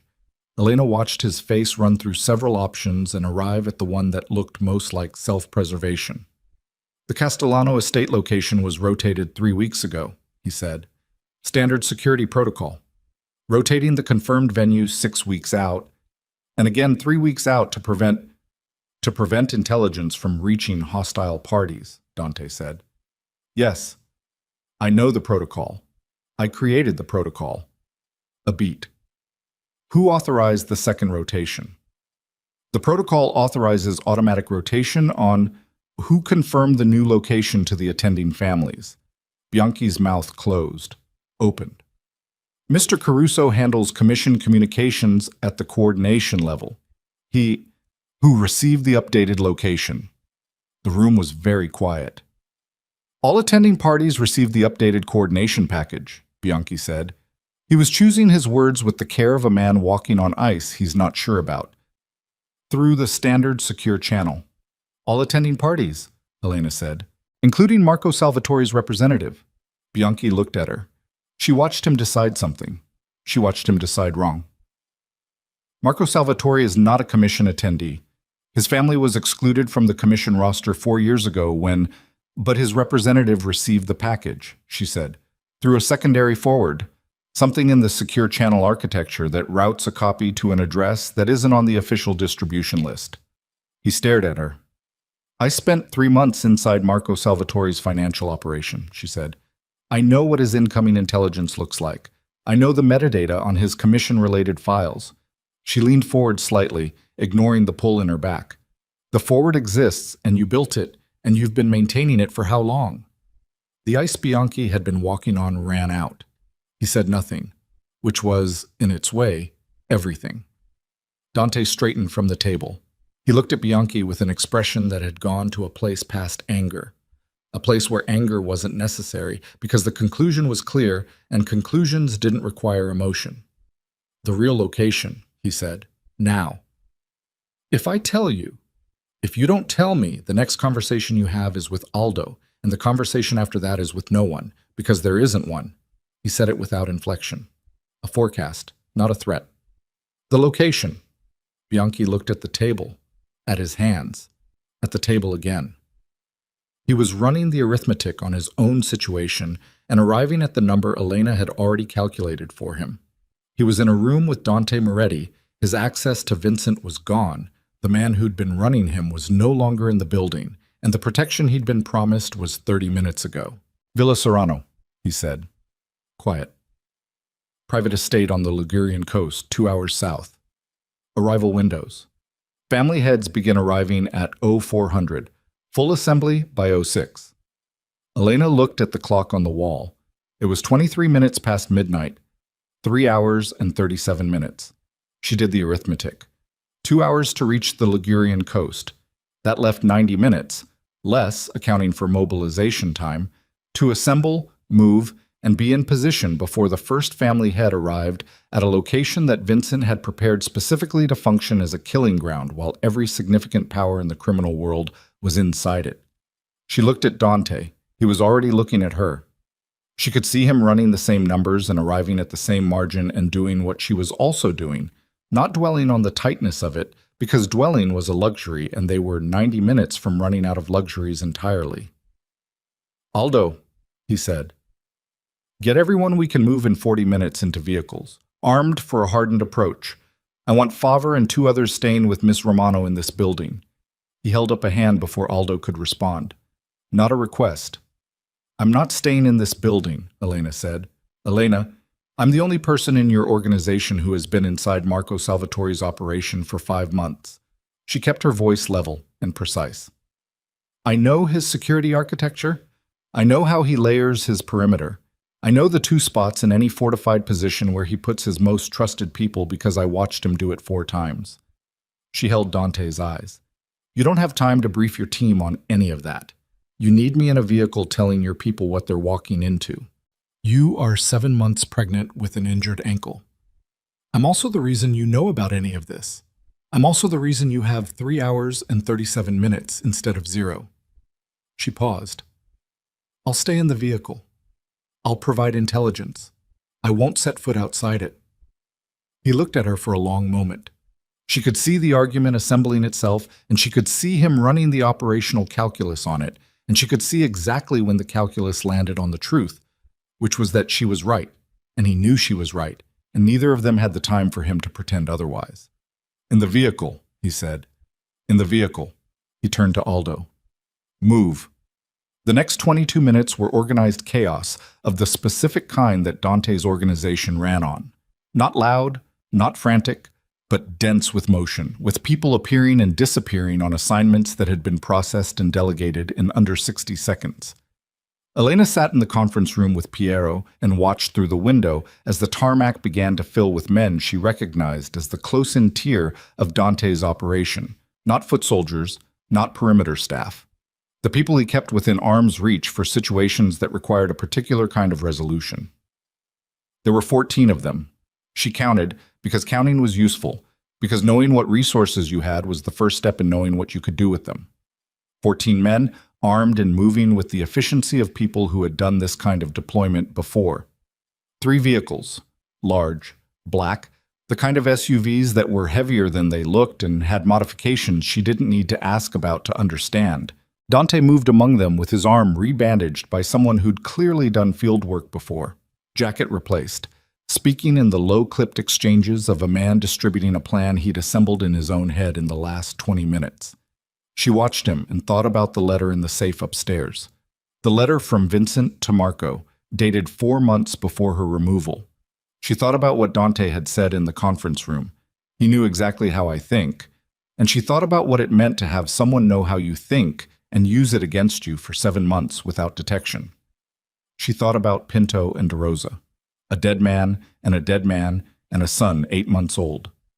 She thought about the fact that she had handed Dante a map to the wrong location and hadn't known it was wrong, and that if Bianchi hadn't cracked, if he'd held the line for another hour, another 30 minutes, they would have mobilized toward an empty estate while every powerful criminal family in the network walked into Villa Serrano and whatever Vincent had built inside it. Piero appeared at the door. "We're ready." She stood, slowly because fast wasn't available, but without hesitation. She picked up the messenger bags. There was nothing left in it that mattered. The safe had everything, but she wasn't leaving it, and walked to the door and through it and down the corridor toward the tarmac doors with Piero a half step behind her. Dante met her at the vehicle. He opened the rear door without ceremony, and she got in, and he got in beside her, and the door closed, and the convoy began moving before she'd finished settling, and the airfield perimeter lights blurred past the window as they accelerated toward the access road. Inside the vehicle, it was dark except for the ambient light from the front. 1 man driving, 1 in the passenger seat, both facing forward. Dante was on his phone. She looked out the window at the October night and thought about what Villa Serrano would look like in 3.5 hours, what Marco's people would look like deployed through a coastal estate, where the approaches would be, where the vulnerabilities were, where the 2 positions were that Marco always filled with his most reliable people, because she had watched him place them 4 times in 4 different locations, and the pattern was consistent in the way that all entrenched habits were consistent. The approaches to his primary position, she said. He favors elevation on the north side and water on the south. Every location I saw him use, he put his most trusted people at those 2 points. The north elevation, because it gives line of sight to the main access road. The south water approach, because it's the one most people underestimate. Dante lowered his phone, listening. If Villa Serrano has a coastal cliff on the south side, which it does, I looked it up before Marco moved us there for a week 3 months ago. He'll have 2 people on the cliff approach who are not standard perimeter. They won't respond to a frontal engagement on the north. They're watching the water. She paused. Your people need to take the cliff approach first before anything moves on the north elevation. Otherwise, the moment there's contact on the main approach, the cliff team calls it and Marco knows the count and the direction. Dante was watching her. I know, she said. I know his operation. You spent 3 months mapping it. I spent 3 months surviving it, she said. The mapping was what I did with the time left over. She looked out the window. The airfield was behind them now. The city ahead, dark in the way cities were dark at midnight when you were moving through their edges towards something that was going to happen before sunrise. He kept me in the main house. He thought it was control, keeping me where he could account for me. He didn't understand that the main house is where everything meets. Every report, every coordination, every security rotation. I had a window and I had time, and I'm very good at remembering things. I know you are, Dante said. She didn't look at him. She looked at the passing dark and thought about the daughter she was carrying and the arithmetic of the next 3 hours and what it would cost if the arithmetic was wrong. The vehicle hit the main road, and the engine note changed as the driver accelerated to highway speed, and the city began to consolidate around them. And Elena Romano sat in the back of a car belonging to the most feared man in the criminal world, 7 months pregnant and ankle-wrapped and running on insufficient everything. And she thought, this is the thing I didn't plan for. Not Vincent's architecture, not the wrong location, not the man in her suite, or the message on the phone, or the letter that had rewritten 8 months of history in 30 seconds. She hadn't planned for the moment she'd told Piero to call Dante's direct line instead of the building system, which was the moment she'd chosen which way to run. She'd told herself it was operational. He needed to know about the message. She was the only one who could reach him. The logic was clean and the sentiment was irrelevant. She was a precise enough thinker to know that was only partly true. Beside her in the dark, Dante's phone buzzed. He looked at it and his jaw tightened almost imperceptibly. He turned the screen so she could see it. A message from a number without a name. A photograph. Low resolution, taken from a distance with a long lens. A coastal estate.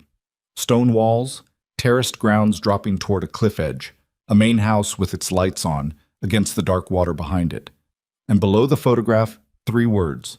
I'm already here. She stared at the image. The estate had a north elevation with a clear line to the main approach road. It had a southern cliff above dark water.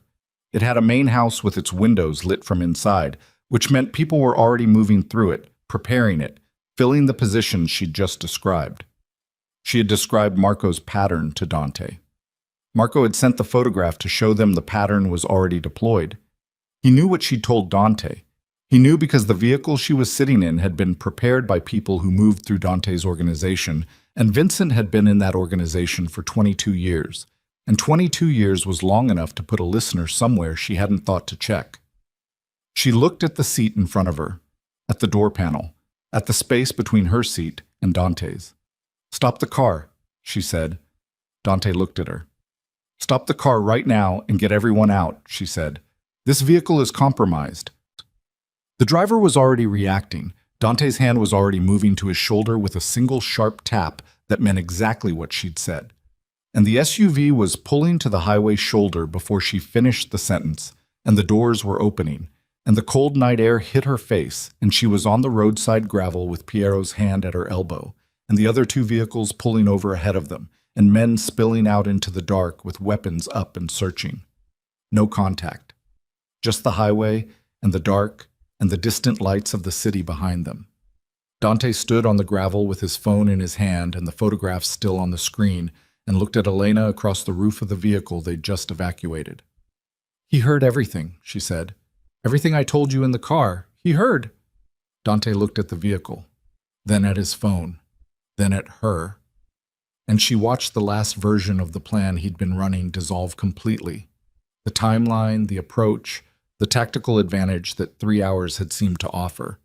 And she watched him stand in the dark on the shoulder of a highway with 14 men around him and no version of the next move that hadn't been contaminated. She watched him look at all of it, and she watched him make the face of a man who had arrived at the absolute bottom of what he'd built and found it insufficient, and she thought, now. Now is when it changes. Now is when whatever he does next either saves this or doesn't, and neither of us gets to know which until already in motion. She called Aldo's number. He picked up on the first ring. Who are they? She said. Plates traced to the Benedetti family out of Marseille. A pause. They're not on the original guest list. She closed her eyes for 2 seconds. The Benedetti family.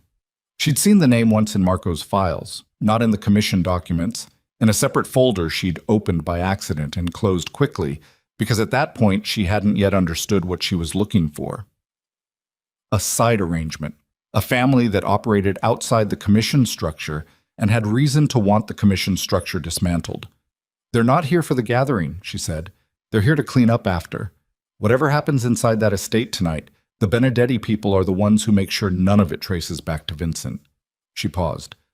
They're the last layer, the one I didn't find in the files because it wasn't in Vincent's records. It was in Marco's. How many? She thought. The folder. 4 names, 4 vehicle manifests, each logged separately. 16, maybe 18. Aldo said something she didn't fully hear because she was already thinking past it. thinking about Dante inside the main house, with 11 men and Marco contained and a dead man protocol, somewhere in a system she hadn't mapped, and now 16 Benedetti soldiers coming through the north gate while the south approach was the only route out. "The tunnel," she said. "The cellar tunnel that comes out south of the cliff. Is it clear?" "Unknown. Get someone to the cellar entrance right now and get it clear. That's the exit." She heard her own voice doing the thing it did when she was running pure operational logic, stripped of everything else. The voice she'd developed in 2 years beside Dante and refined in 5 months surviving Marco. "And get that message to Dante, not by radio, person to person, right now." She ended the call. She looked at Favre in the dark of the vehicle. Favre looked back at her with the calm of someone who had long since made peace with the kind of situations her work put her in. "The tunnel exits 40 meters south of the cliff edge," Elena said. "If they come out that way, they need a vehicle on the coastal road below the estate." She looked at Piero. "That's us." Piero was already starting the engine. She put her hand on her stomach and felt the movement that had been her constant companion for months, steady, insistent, entirely indifferent to the arithmetic of the night. And she thought, hold on, just a little longer.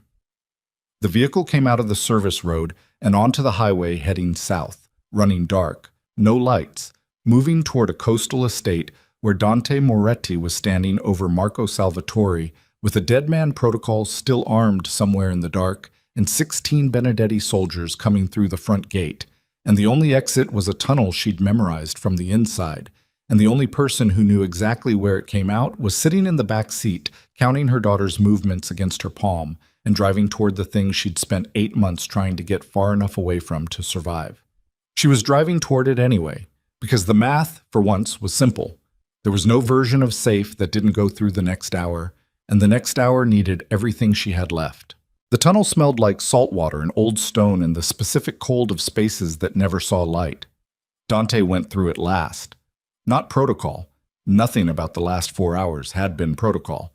But because the tunnel was 40 meters of limestone passage wide enough for one person moving carefully, and the men ahead of him needed to move fast, and the man behind him was Greco, who would cover the cellar entrance until the last possible moment and then cover it some more.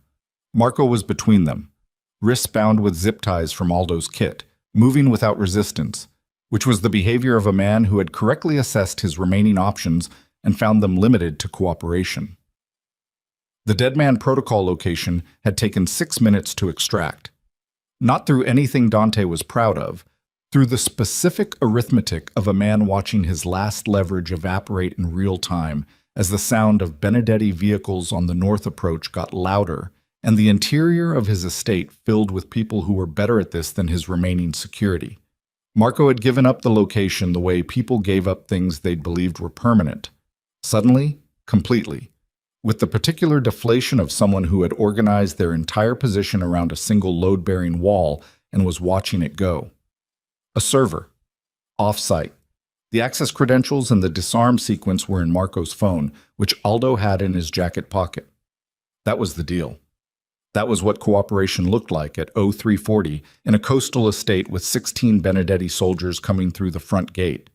Dante moved through the tunnel with one hand on the stone wall and thought about Vincent. Vincent was not in this building. Vincent had never intended to be in this building for this part. He was the architect, not the instrument. He would be somewhere clean, somewhere with a verifiable alibi, somewhere he could receive the news of what had happened at Villa Serrano and express the appropriate shock while the dead man protocol sat disarmed and the Benedetti family handled the residue and the commission gathering became a historical footnote rather than a massacre. That was the plan. The plan required Dante to be dead. Dante was not dead. He emerged from the tunnel onto the coastal hillside 40 meters south of the cliff edge into cold air that tasted like October in deep water.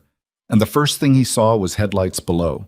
One vehicle, on the coastal road, positioned exactly where the tunnel exit met the hillside path.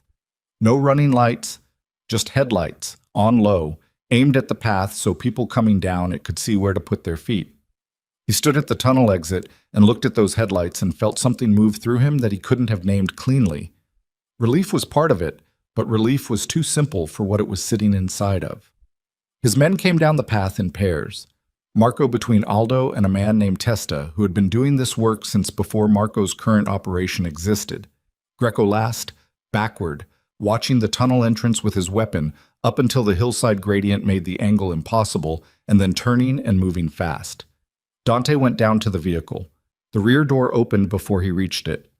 Elena got out. She stood on the coastal road gravel with the cold wind off the water moving her hair and her face in the low headlight wash doing the specific thing it did when she was running a rapid assessment. Eyes moving from him to the men coming down the path to Marco, to the bandaged arm to his face, and back to his face. "You're bleeding through the bandage," she said. "I know. How many did you lose?" "None." Something shifted in her face. "Benedetti. Still on the north side.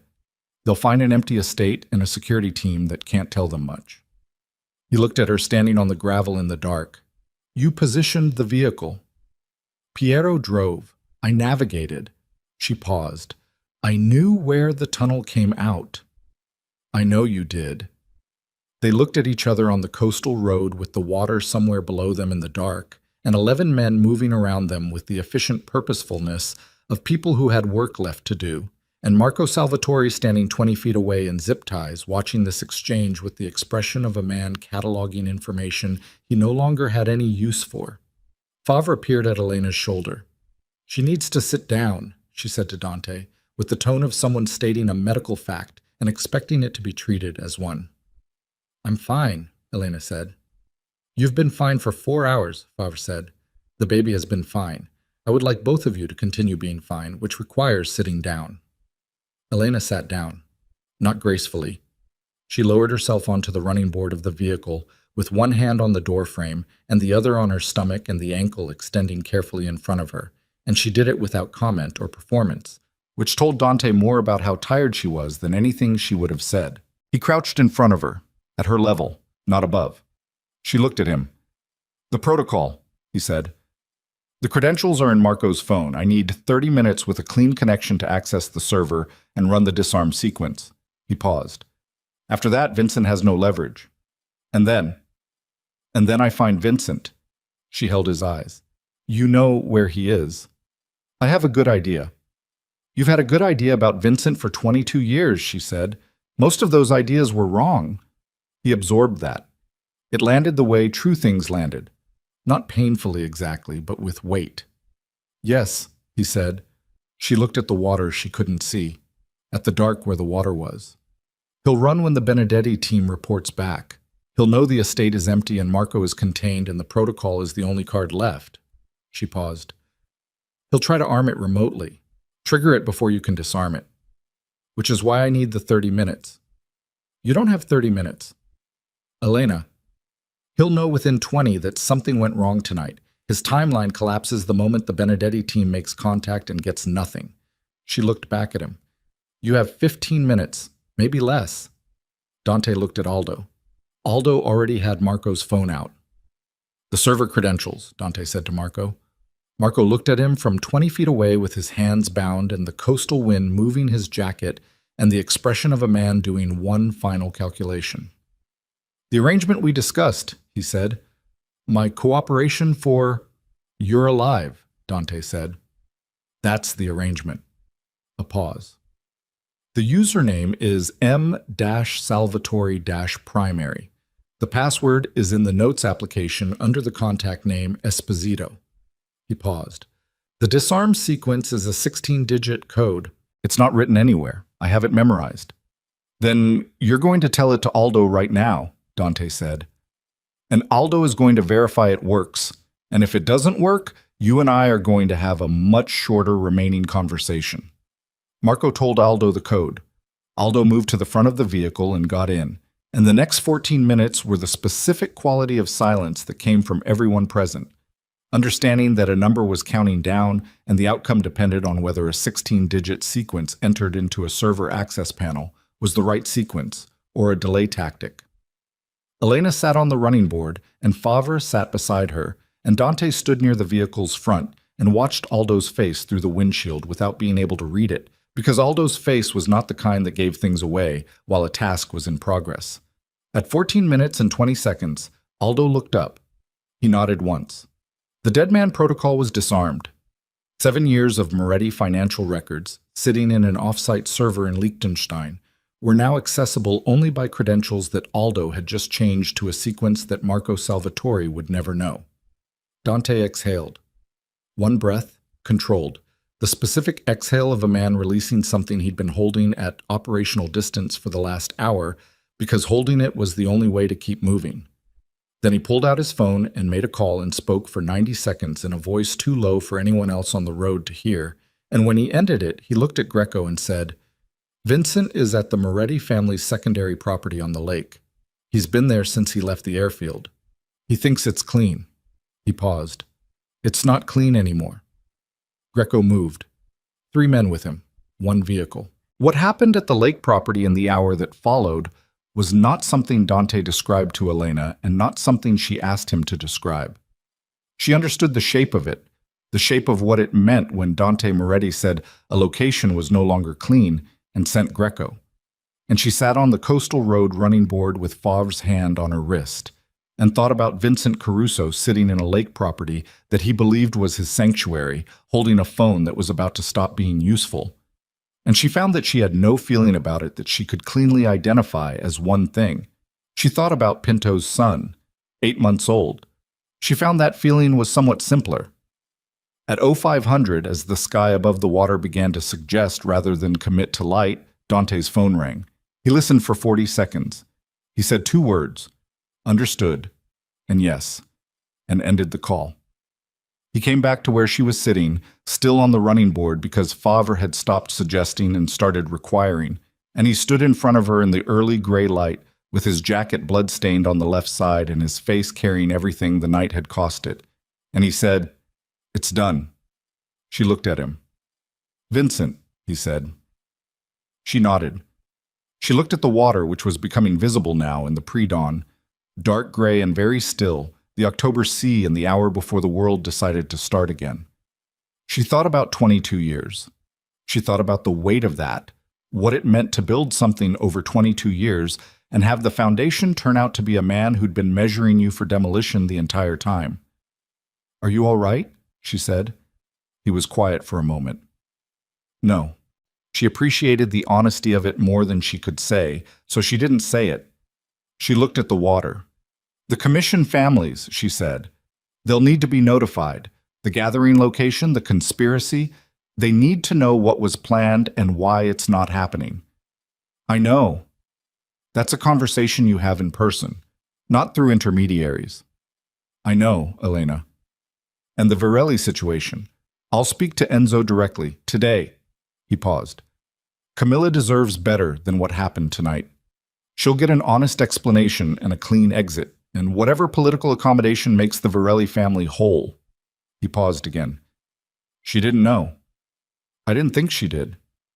She's 26 years old, and she flew across the ocean to marry a man she'd met twice because her father told her it was the right move for the family." He said it without inflection, but she heard what was underneath it, something that had been sitting with him since the tarmac, since the moment he'd walked away from the woman he was supposed to greet and crossed a terminal building instead. She deserved better than being a piece in someone else's architecture. Elena looked at him. "So did I," she said, quietly. Not an accusation, just the fact of it, placed between them in the gray morning light. "Yes," he said, "you did." They sat with that. The sky continued its slow commitment to becoming light. Around them, the men who remained were doing the work of aftermath. Vehicles repositioned, communications managed, the long, quiet process of making a night like this one become something that had happened and was now being handled rather than something that was still happening. Marco was in the rear vehicle with Testa. The coastal road was empty in both directions. The estate above them on the cliff was dark. Favre broke the silence by standing and saying, in the tone of someone who had been patient long enough, "Hospital, now, not a discussion." Elena looked at Dante. "She's right," he said. "I know she's right." She put her hand on the door frame and began the process of getting up, which took longer than it should have and required more effort than she wanted it to in front of people. But Favre steadied her right arm. And she didn't refuse the steadying because she was past the point where pride was a resource she could afford to spend on things that didn't matter. Dante put his hand under her left arm. She let him. She was standing, the ankle held. She looked at the water one more time, full gray now, the horizon a slightly lighter shade than the sky. And she thought about the fact that 12 hours ago she had been moving through an international terminal trying to disappear, carrying everything she owned in a messenger bag and a waterproof folder. And the baby, always the baby, the presence that had kept her calculating when calculation was the last thing she had. She thought about what it had cost to walk out of Marco's estate with those documents. The 3 months of watching and memorizing and performing the compliance that kept her alive long enough to build something useful from the inside. The 5 months before that, after Dante had removed her from his organization, of trying to find footing in a world where every door had been quietly closed by a man who'd been managing her removal before she'd even left. She thought about the letter. Vincent's handwriting on the page, the date, the price. She thought about Dante reading it at the table with the document spread between them, and the two-tap alignment he'd failed to do, and the specific thing that had moved through his face when he'd hit the date. She had not forgiven him. She was not in a place where forgiveness was a thing she had available in the quantity required for what had happened. But she was standing on a coastal road in the gray early morning with his hand under her arm, and she was alive, and the baby was alive, and the man who had engineered both their fates for the worse was no longer in a position to do so, and she was trying to locate what she felt about all of that, and finding that it didn't reduce to a single feeling. It was several things at once, the way real things usually were. In the vehicle on the way to the hospital, Favre in front with the driver, and Piero following in the second vehicle, Elena sat behind the passenger seat, and Dante sat beside her, and neither of them spoke for the first 20 minutes. The road came up from the coast and joined a larger road, and the sky got lighter by degrees, and the first signs of a city, infrastructure, a gas station, a truck headed somewhere early, began to appear. "The agreement," Elena said. "What you agreed to in the suite." He looked at her. "She's mine," Elena said. "That was the term." "It was." "I need to know if that holds. After everything, the evidence, the protocol, the Benedetti situation, I need to know the agreement isn't something you made under operational pressure and revise when the pressure's off." He was quiet for a moment. She watched his face and found that she was still able to read it at the level below expression, still able to see the thing underneath the thing. And what she saw underneath this particular silence was not a man constructing a convenient answer. It was a man sitting with something that cost him something. "She's yours," he said. "That doesn't change. I need more than that." "What do you need?" "I need—" She stopped.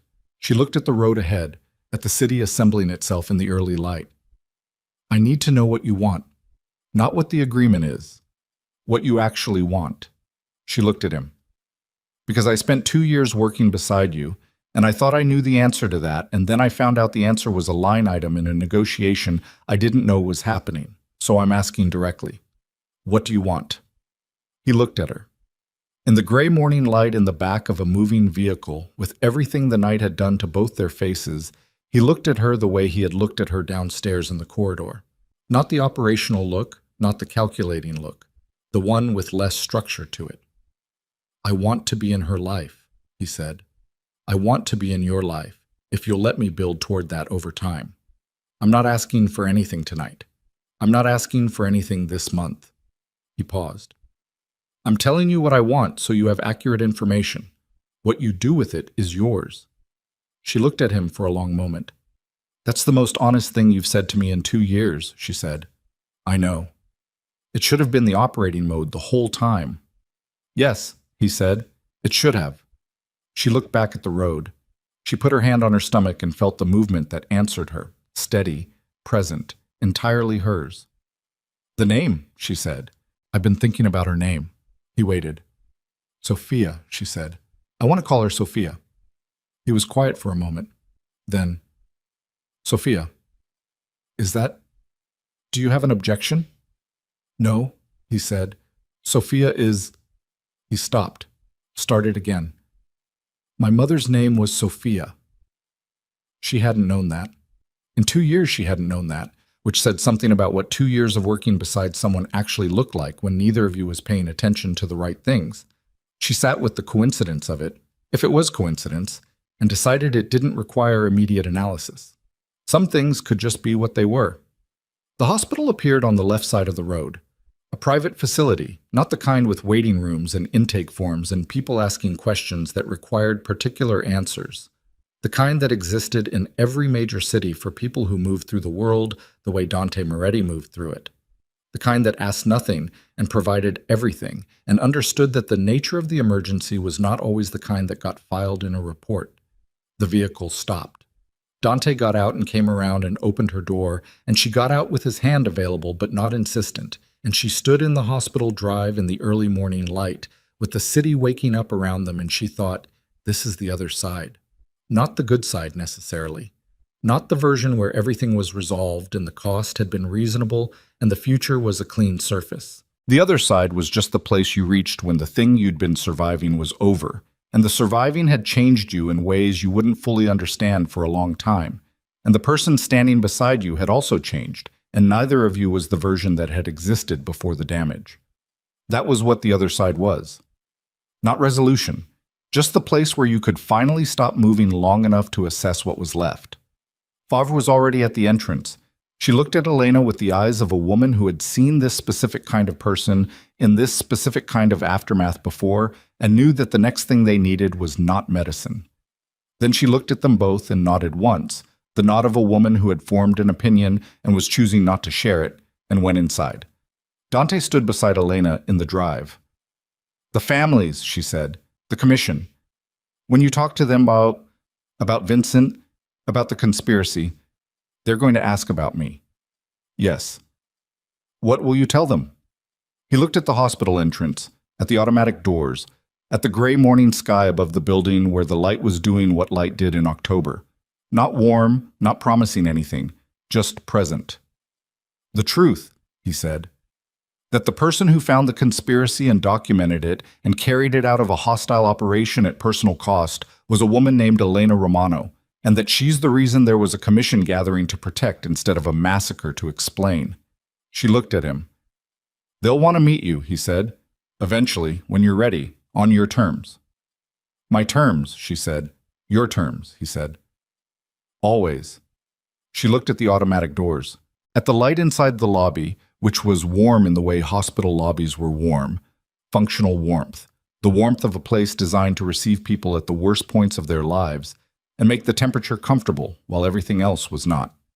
She thought about the suite upstairs at the airfield and the documents on the table, and the moment she'd laid the first wire transfer record down and watched Dante look at it and begin to understand the shape of what he'd built and who had been inside it. She thought about the 8 months, all of what they'd cost. She thought about Sophia, who had no idea about any of it and was present anyway, constant and insistent, and already the most stubborn fact of Elena's life. "I'm not starting over," she said. "I want that understood. Whatever comes next, it's not a reset. Everything that happened is part of the account." "I know," Dante said. "I'm not going to make it easy. I'm not asking you to. And I'm going to be in the position of someone who doesn't trust you," she said. "For a long time. Maybe a very long time. That's not a negotiating position. That's just where I am." "Understood," he said. "And you'll have to build it," she said. "Not buy it, not arrange it, not manage the conditions around it until it looks like trust. Actually build it, which is slower and costs more and has no guaranteed outcome." "I know what it costs," he said. She looked at him, at the face that had aged in a night in ways she recognized because her own had done the same, at the arm with the blood-stained bandage that he hadn't complained about once in 4 hours, at the eyes that had learned, somewhere in the span of this specific terrible night, to look at her without the layer of operational distance that had always been there before. She didn't forgive him. She wasn't going to pretend the word applied yet. But she looked at him in the early morning outside a hospital in a city that was just starting to wake up, and she said, "Come inside." He came inside. The automatic doors closed behind them. The city continued doing what cities did, indifferent, perpetual, entirely unaware that somewhere in the night just ending, an empire had nearly collapsed, and a conspiracy had been dismantled, and a woman had carried a bag of evidence through an international terminal on an injured ankle, and changed the outcome of something very large through the specific force of having paid close attention when no one was watching her. The lobby was warm. Favre was at the desk. Elena walked toward her, and Dante walked beside her, and neither of them reached for the other's hand. But the distance between them was the distance of people who had made a decision to be in the same direction and were beginning, carefully, imperfectly, and without guarantees to move that way. Sophia moved. Elena felt it. That familiar, insistent presence, the kick that said, "I'm here, I'm here, I'm here." And she put her hand against her side and slowed for half a step and breathed. Then she kept walking. Outside, the October light was doing what it always did, arriving without asking, falling on everything equally, making no distinction between what deserved it and what didn't. It fell on the hospital drive and the empty vehicle in the city beyond it, and the coastal road 2 hours south where the sea was gray and moving and had already forgotten everything that had happened in the dark above it. The night was over. What came after it was not a story with clean edges. It was the harder thing. The daily work of two people trying to build something real from the materials of what they'd survived, in the knowledge that survival wasn't the same as deserving it, and that the things you broke didn't unbreak themselves just because you'd finally stopped breaking them. It was slower than any plan Dante Moretti had ever made. It was the only one that mattered.